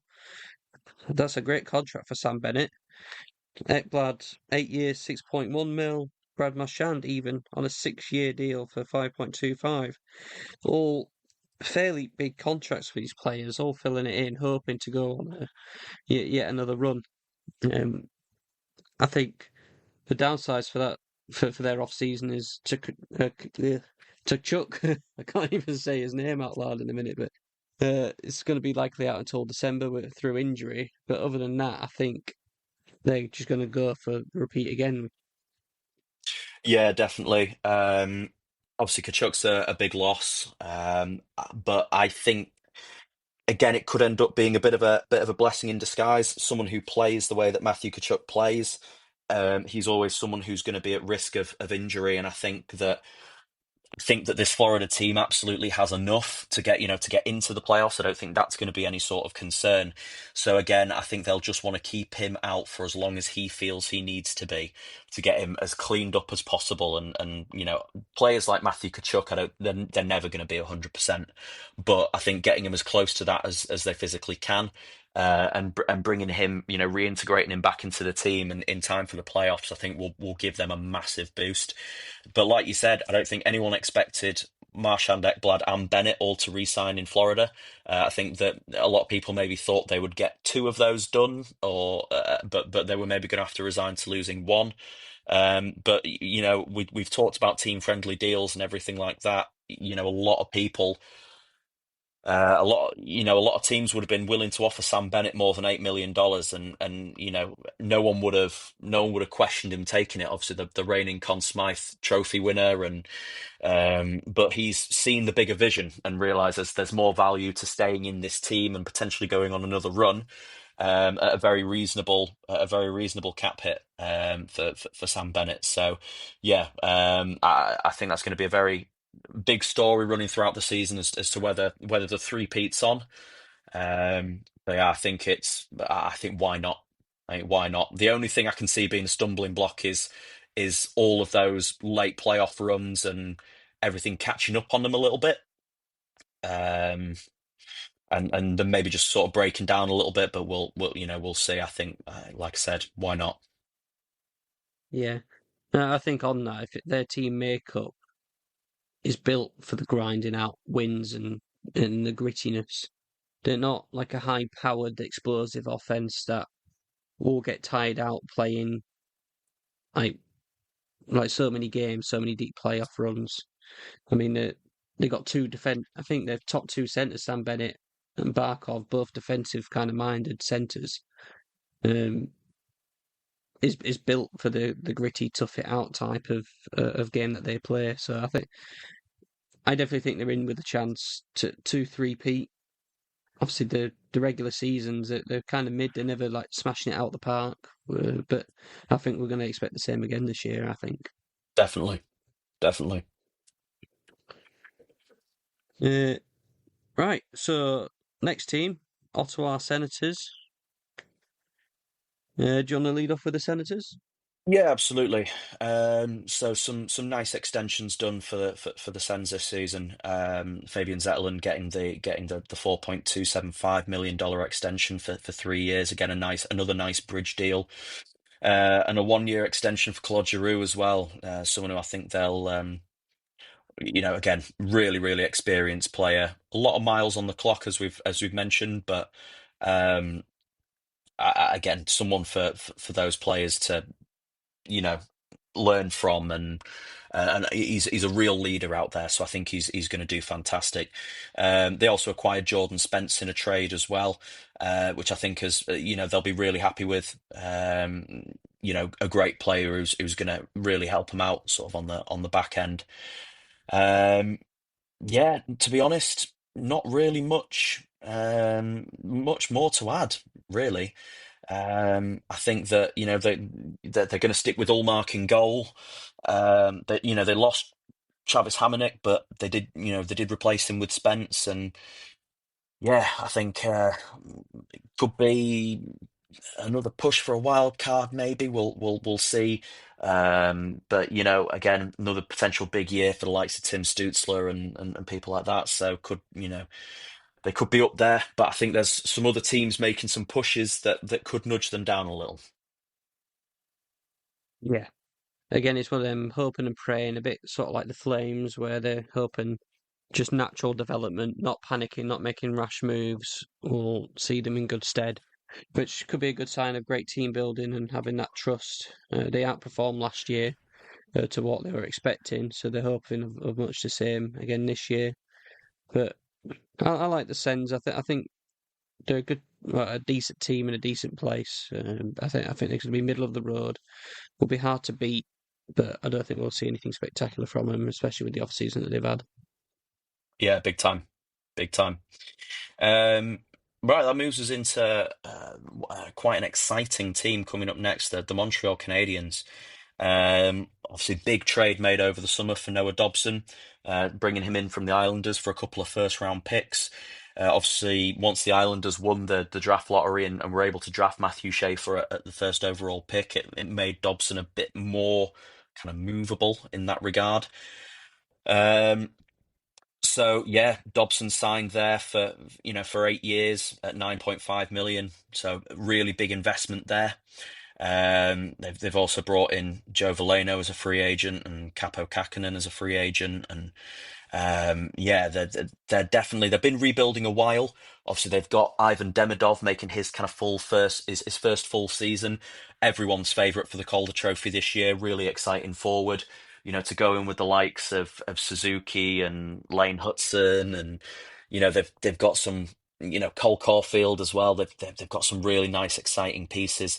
Hoping for another big season from Sam Montembeau in goal as well. So I think we talked about the Sens potentially slipping. I think the Canadians are primed to sort of take their spot.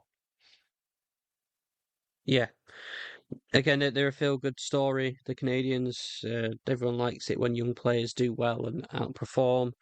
I think they've obviously built upon that by signing Dobson and all these other players. Yeah, really, really exciting for me to see them. What happens next year? Um, yeah, Yeah, definitely, definitely. do Yeah, you think flight it's enough to call them a legitimate contender? Do you think? contender, no. Playoffs, yes. And we'll just be key on. I don't think that team's necessarily experienced enough yet to contend. I know obviously they made the playoffs through the wild cards last year, but I think they'll solidify themselves a spot this season and get those guys some postseason experience. Yeah. Okay. So, in contrast, I guess really is the Detroit Red Wings. Again, not much change here for the Red Wings this year, but not much excitement. Did they sign centre Mason Appleton to a 2 year, $3 million deal? Obviously, re-signed your boy Patrick Kane for another 1 year deal. Hopefully, he can bring back the good times. But other than that, it's just a lot of 1 year small money signings, same players, just seeming like they're happy to go again. Really, Yeah, obviously they've acquired John Gibson in that trade from Anaheim, so they will hopefully feel a bit more healthy in goal. But then I think that They've added James Van Riemsdyk, who again, nice bottom six player at this point in his career, and yeah, they'll just be hoping, I suppose, that Lucas Raymond and Moritz Seider and Patrick Kane coming in. They're going to be hoping for another big season from him and Alex DeBrincat and the likes. So yeah, I think there'll be the big Steve Yzerman plan, the Yzer plan is another year down the line with seemingly not much further progression. They could get a wild card spot, but I wouldn't be surprised if they didn't at all. To be fair, I think that they could potentially fall into that kind of purgatory in the middle, which is where no one wants to be. Yeah, I don't see the plan really. They're just trying to do what they can every year and just take what they can get. But that I'm not really excited for the Red Wings, but at least they have some potential excitement in comparison to the Buffalo Sabres. Yeah. Oh, classic. Yeah, obviously they lost Paterka. They got Kesselring back in that, but they signed their own restricted free agents to some new deals. They re-signed Ryan McLeod for 4 years at 5 million. They did manage to get an extension over the line for Bowen Byram, even though it was potentially mooted that he could be looking elsewhere. Who would blame him? And Jack Quinn got a new extension as well, and Connor Timmins got a new extension at 2.2 million. Um, yeah, we'll just have to see. It's got to happen at some point, but I just don't think it's going to be this season. Um, you know, couple of free agent additions in the likes of Alex Lyon and Justin Danforth and Devon Levi got a 2-year extension as well, so they've kind of bolstered up a little bit. On defense as well. Alexander Gorgiev brought in as well, so they're going to probably run with three goalies this year. Radim Mertka, as we discussed in our last episode, signed his entry-level contract at gunpoint. And but he's going to be going back to the WHL at Seattle this year at the Seattle Thunderbirds. So, yeah, they've got the talent in the likes of Tage Thompson and Owen Power and Rasmus Dahlin, and they've got really talented players, and then just when they seem like they're ready to make a step, and they've got the likes of Paterka, and then they just trade him. So yeah, it's frustrating, very frustrating. Glad I don't have to deal with that fandom. No, uh, let's stop wasting time and talk about the Sabres. Let's talk about the Boston Bruins instead. Again, the last year's big shock, really, dropping off like they have done, going from yearly contenders to just being quite awful, to be fair. Um, what have your thoughts about the Boston Bruins?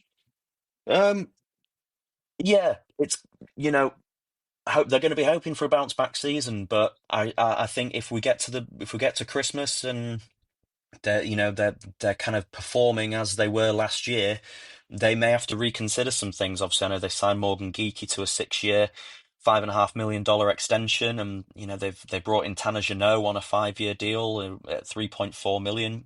Tanner Jeannot just seems to be someone who teams insist on repeatedly paying money to and trading for, and people like that. I personally don't get it, but um, someone seems to think he's worth $3.4 million. Decent extension again for Henry Jokiharju at 3x3. He's going to bolster the defense, and Mason Lowry has got a nice extension as well at 3.2 for the next couple of years.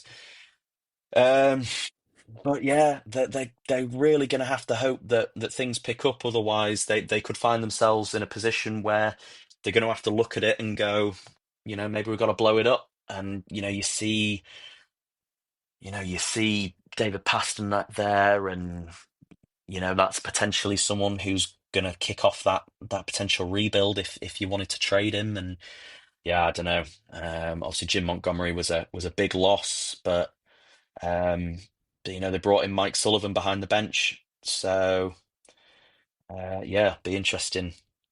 Oh wait, no, sorry, it wasn't. No, it wasn't Mike Sullivan. Sorry, he's at the Rangers. It was Marco Sturm. Sorry, so he's coming up from the Yeah. AHL. So yeah, how he's going to make that jump from the AHL to the NHL. Hopefully, some of those guys will know him. But yeah, they're going to be definitely one to keep an eye on.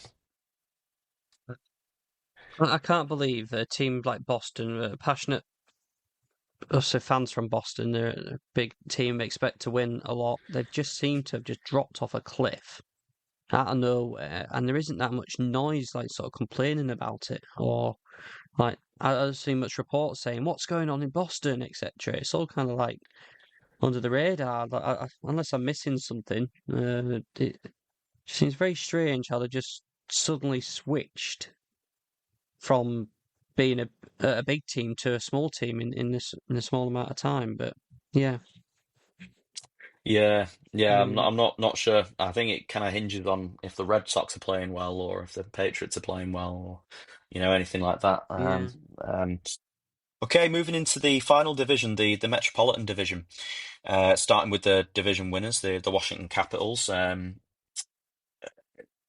Very sort of middle of the road off season for them, I think. They tried really hard to get Nikolai Ehlers, who was obviously the kind of big fish remaining in the free agency pot, but they lost out to Carolina in that regard. They were able to re-sign Anthony Beauvillier, who, again, nowhere near the caliber of Nikolai Ehlers, but yeah, other than that, Martin Favari got a big extension at 7 years, 6 million. So, they'll be really happy with that. Great deal for them. 2 year extension for Declan Chisholm as well. And yeah, it's we discussed it last week that I don't know if without Ovechkin's goal chase, I don't know if that same level of motivation is going to be there. And I think they're still a team very much capable of making the playoffs. But I think they will. I don't think they'll maybe quite have the year that they had last season. yeah. I think they're a prime regression candidate. Is it going to be over his last year? I think it's going to be the storyline that dominates throughout the year. I guess it depends on how how they do. It wasn't a bad off season. It wasn't great either. Made a few signings, didn't lose that many players either. They're just kind of trying to run it back again. But yeah, not much really to say more about the Capitals in my eyes. Yeah, for sure, for sure. So moving on to the winners of the Nikolai Ehlers sweepstakes, the Carolina Hurricanes made a couple of great acquisitions in bringing Ehlers in as a free agent, as well as bringing in Keandre Miller from the New York Rangers as well. That's going to help out massively on their defensive line. But yeah, absolutely, a really nice building summer for them. They managed to sign Taylor Hall to a 3 year extension, who came in and got a really nice little playoff run for them there, and a nice run at the end of the season once he was traded there from Chicago. And a nice big extension as well, dished out to Logan Stankoven, who they received from Dallas in the trade for Mikko Rantanen. So he's got an 8 year, $6 million extension, which again I think will really turn out to be a bit of a steal. In a couple of years down the line, I think Stankoven's going to be a brilliant player, and I think that 6 million in 2 to 3 years is going to look like absolute sort of chump change for them, really. Yeah, I think they've had a very good offseason. They made some moves and obviously signed some of their own players. I think it's potentially up there for one of the best off seasons for me, and I think it puts the Hurricanes in potentially sort of a weaker division as well, in a prime candidate to really go deep in the playoffs this year based off the decisions they've made. Definitely, definitely. They've got Seth Jarvis there, they've got Sebastian Aho there, they've got some high end quality forwards. You add Stankoven into that mix, you add Ehlers into that mix as well. I know they lost Brent Burns, but again, 40 years old. I don't think that's Yeah, going to be a massive loss, and they've replaced him with Keandre Miller. So I think they've got depth, they've got quality. I don't necessarily think that they have that absolute iconic all-star level player, But what I think they do have is a lot of very, very good players up and down the lineup. Yeah, yeah, very solid team, and hopefully they, like I said before, with the weaker division, they can have a big long run up and hopefully come into form in good spirits come the end of the year for the playoffs and go further. But yeah, Definitely, definitely. And that moves us mm, into the New Jersey Devils, who will be looking for a bit more of a productive year. I think hopefully, getting Jack Hughes back to back to full-time health. His brother Luke Hughes still due a new contract. We'll be waiting to see how that looks. Obviously, he's currently a restricted free agent, so they do hold all the rights and the power there and everything. So I don't see anything where Luke Hughes is going to be leaving New Jersey. I think he will absolutely re-sign there. It's just a case of getting the numbers sorted, getting the terms sorted, and I think with training camp opening this week for a lot of teams, I think that's one they'll get over the line. Other than that, 4 year extension for Connor Brown at 3 million, 2 year extension for Cody Glass at 2.5, and a 5 year extension for Jake Allen in goal at 1.8 million. So committing to him as a bit of goaltending depth for the next few years as well. Yeah, what are your thoughts on how the Devils have done in the off season? yeah. For me, it could be seen as either good or bad. We can't tell right now, but what they've done in the off season might be really good or it might be really bad. It's a bit more unpredictable than some of the other teams off season. They've lost like Curtis Lazar, Eric Howler, and then signed some players to replace them. It depends on how well they do. Keeping Jack Hughes healthy is most important. He's a bit like Kaprizov in that he's a little bit fragile. Um, and obviously whether they're preparing for that big move that's bumbling about, like getting all three brothers together on the same team. Now, if they manage to get Quinn Hughes on the Devils, I think that is prime It's position gonna to put be them in into a outrageous, really wouldn't it? great It'd be spot. absolutely outrageous to have all three of them there.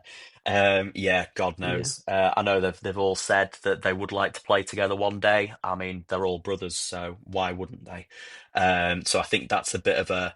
It's not like the world's most surprising answer. Um, yeah, but yeah, I think I think they're sort of loaded and ready to do something big this year.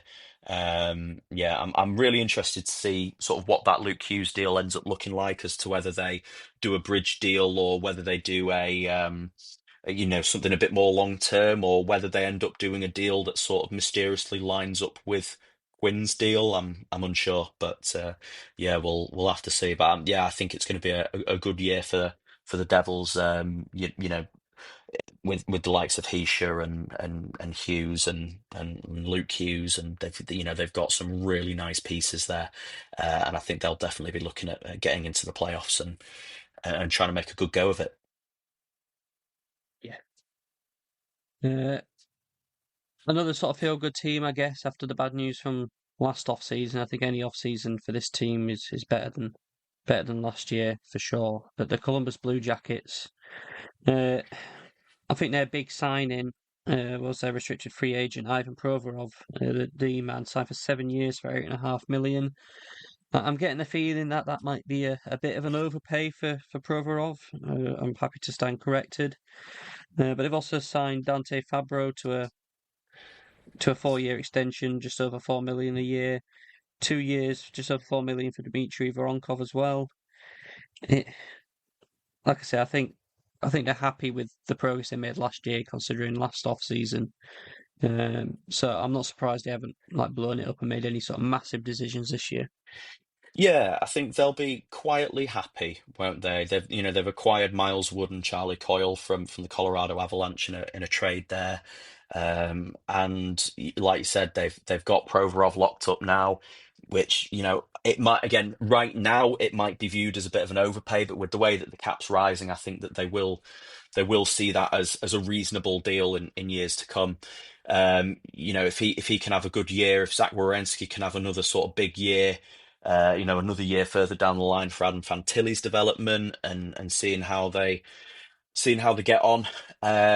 Yeah, I think potentially, could be. I think all things considered, I think Columbus will be quite happy, and I think the arrow is certainly pointing upwards. I don't think it's pointing massively upwards, but very steady away. Yeah. Which again could not be a bad thing, could be a good thing. Stability and solid progress, and no fireworks necessarily needed. Definitely. No. Uh, Going to move on to the next team who I think are hoping for a bit more fireworks this year to get them back to where they expect to be. Is the New York Rangers. Obviously, they got rid of Peter Laviolette at the end of the year. Obviously, his first year there was great. They got the President's Trophy, and then sunk quite badly last year. But is that a panic move? Do you think? Um, Potentially, I think, but they've fired Laviolette, but they've brought in Mike Sullivan, who I think is a fantastic coaching replacement. I think Sullivan's a great coach, and I know he kind of mutually agreed to leave Pittsburgh. Again, I think it's another case of someone just needing a bit of a change of scenery. But they came out swinging. They signed Vladislav Gavrikov to a 7-year, $49 million deal.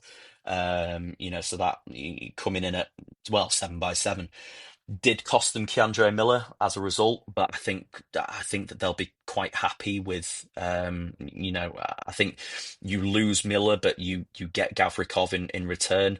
So yeah, I think that they'll be quite happy with that. Obviously, Will Coyley got an extension, as did Taylor Radish, who was brought in as a free agent. Sorry, another player who did sign an extension was Matt Rempe.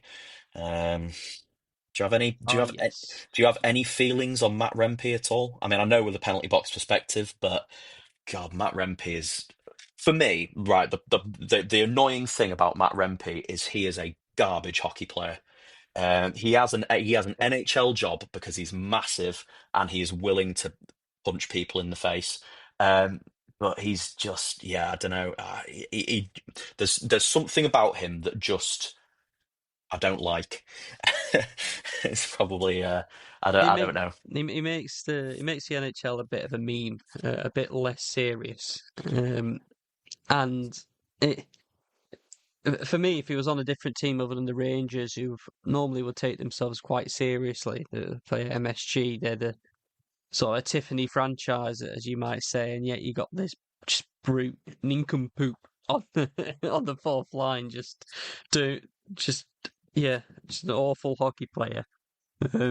But I mean, just for the entertainment factor, you put him on the Canucks, for example, it fills in that WWE kind of entertainment off-season kind of fandom from there. But look, it gets people interested. If it gets people to the sport who might not necessarily be impressed, like otherwise watch the sport due to his antics, and then they fall in love with hockey, then I'm all for that.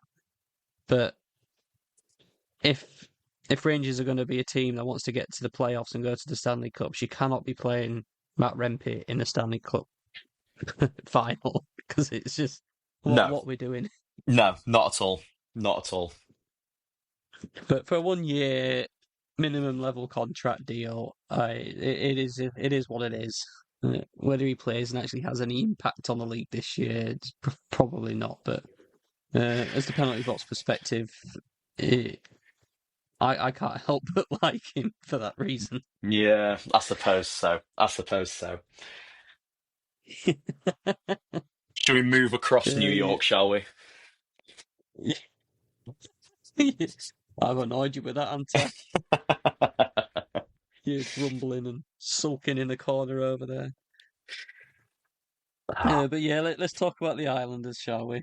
Um, Again, I think they summarise that they've signed. So I can't get over Matt Rempe there. Alex he's Romanov rattled me. signed an 8 year, 8 year, $6.25 million a year contract for Romanov on the D line. Obviously, they've drafted Matthew Schaefer as well, so maybe some moves in the defense that can help push them forward. Obviously, they lost Noah Dobson as well, so kind of a bit of a chaotic off season for the Islanders. I think they've tried to make some moves to try change a few things. But what are your thoughts on the Islanders? Yeah, I think that. Yeah, like you said, I think it's been quite a chaotic off season for them. Um, Obviously, trading Noah Dobson, they got a fantastic return for him, I think. And I think it kind of fell right into their lap with Matthew Schaefer, really. Um, I think they're probably sort of in that slight rebuild, where I think they're just going to try and sort of refresh it a little bit, and see sort of where they can go. Another player who really struggles to stay on the ice is Matt Barzal, who again is just someone who has a lot of injuries, fantastic on his day when he does play, but just isn't necessarily on the ice enough to be as impactful as he maybe should be. So that will be something interesting to keep an eye on as to how fit he can stay, and also to see how Matthew Schaefer adapts to his first year in the league. I think he will be playing. Obviously, he signed his entry level contract, and I think they've got every intention that he'll be in there for them. Yeah. I think it's a wait and see again on the island. There's a lot with these middle teams where they go different avenues of signing players or slight rebuilds, and there's a lot of opinions out there that might say they've done well or they've done badly. And sorry to say that this might not be a pointless conversation, but I guess it's a wait and see what their decisions are. If Noah Dobson does extremely well elsewhere, and Matthew Schaefer starts to struggle in his first year in the league, then are they taking a step back? Could they have done better if they kept him and drafted somebody else, for example? I don't know, but I think I think the Islanders will want to hope that they're stepping in the right direction and moving forward, not really consolidating. I think they do need to take that step forward. Yeah, 100%, definitely. Right, so the penultimate team of this episode again is the Pittsburgh Penguins. Obviously, the big loss of Mike Sullivan, I think, going to the division rivals, the Rangers. Um, I think that's more of a mutual agreement. I think spent a lot of time there, had a lot of success, obviously slowing down recently. I think the off season is all about what's going to happen and what they're going to do to help support Sidney Crosby and what they're going to do regarding him. They made a few signings, none of them really prompt anything sort of exciting. But I don't know if you have any different opinions on that. No, not massively. Again, kind of agree with you, really. That yeah, it's. I think Pittsburgh are going to be the only team in the league probably actively trying to not be that great. Obviously, with Gavin McKenna coming up in this year's draft, I think they'll be trying to do everything in their power to get him. And the big question is, will that involve trading Sidney Crosby? Obviously, we don't know. We don't know at this point. So yeah, I really don't know what's going to happen. I don't think there's going to be much to be excited about with Pittsburgh this year. Unfortunately, one of their really exciting young players, Rutger McGrody, has just been confirmed that he's going to miss an extended period of time with an injury that he's picked up at the start of training camp, which is gonna puts a bit of a dampener on things really for them. Um, but yeah, I don't know. There's not a lot to be excited about with Pittsburgh this year, I don't think.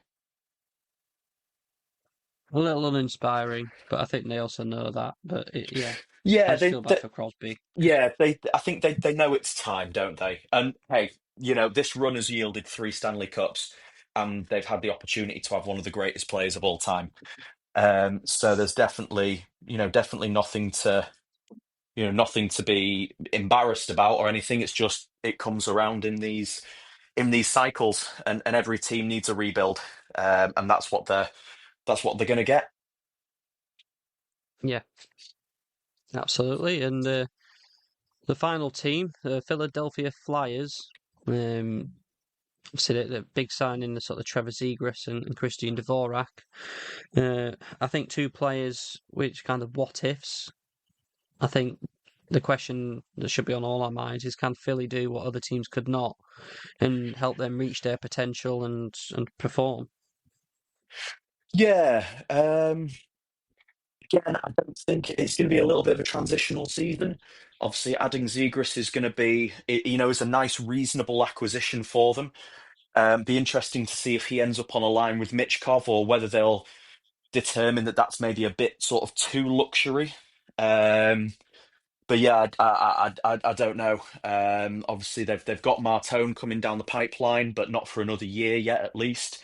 And they'll be, yeah, it's be a tricky year, I think, for Philly. I think a little bit of just trying to see what they can do, seeing where they at and where they're at, sorry, and what they've got before I think they make a decision on if they're going to go sort of full rebuild mode or if they're going to try and sort of cobble together what they can. But yeah, I don't see any sort of playoff run for Philly this year. I'm interested and excited to see what Mitchkov can do in his second year though, because that's he's a very exciting young player. Yeah, he is. And also, they changed head coach. Obviously, Tortorella didn't end the season, but they replaced this year by Rick Tocchet, previously the Canucks. So potentially a good move there. Can can he stable the ship? I don't know. Yeah, I mean, They have signed. I think any Sorry, go team, on. sorry, I think any team coached by John Tortorella, I think is anything but a stable ship. He's an absolute rogue, and I think he's very good at getting a solid 18 months out of a team. But then I think after that it falls apart quite quickly. But obviously Rick Tocchet was, I think, always sort of destined to go back there. So hoping he can sort of level things out a bit for them. Yeah. Uh, Obviously, they signed Cam York, D-man, 5 years for just over 5 mil a year, which I think is a good deal. And obviously, they've swapped goaltenders. Obviously, Daniel Vladar, previously of the Flames, have signed for 2 years, 3.3 million. But then they've traded away Ivan Fedotov to the Blue Jackets for obviously saving that amount of cap space. So I'm not sure if there's much to discuss in those moves, but they're noteworthy nonetheless. Yeah, for sure, for sure. I think that's a noteworthy end to a way to end the show. But yeah, no, that's Yeah. been really good getting a nice rundown of everything. I'm just really excited to for the season to get started and see what the storylines bring and everything like that. So I think it's gonna be an exciting season. I'm excited to watch some games, even if it is pre-season, just to see how teams are looking. Also, we'll be back next week to discuss our power rankings and discuss where we feel each team is at. Do you want to briefly talk about what to expect on the mini pods coming forward? Yeah, so we've got a few subject areas that we're going to be looking at. Obviously, there's still some quite important contractual issues around the leagues that I think we're going to potentially look at. We might be doing a bit of a deep dive maybe into the Florida Panthers, three-peat chances, as well as maybe what a rebuild for the Pittsburgh Penguins might look like. So, but as always, as I always say, if you've got any suggestions for anything you want as a midweek pod, or sorry, well, not a midweek pod, sorry, the sort of middle pod between the two big ones, then just let us know. You can contact us at penaltyboxperspective@gmail.com, as well as on Instagram and X at the PBP podcast. But as always, guys, thank you very much for listening. Really, really appreciate you being on this journey with us. Any feedback and 5-star ratings is always appreciated. And other than that, I guess we'll see you next time. Goodbye.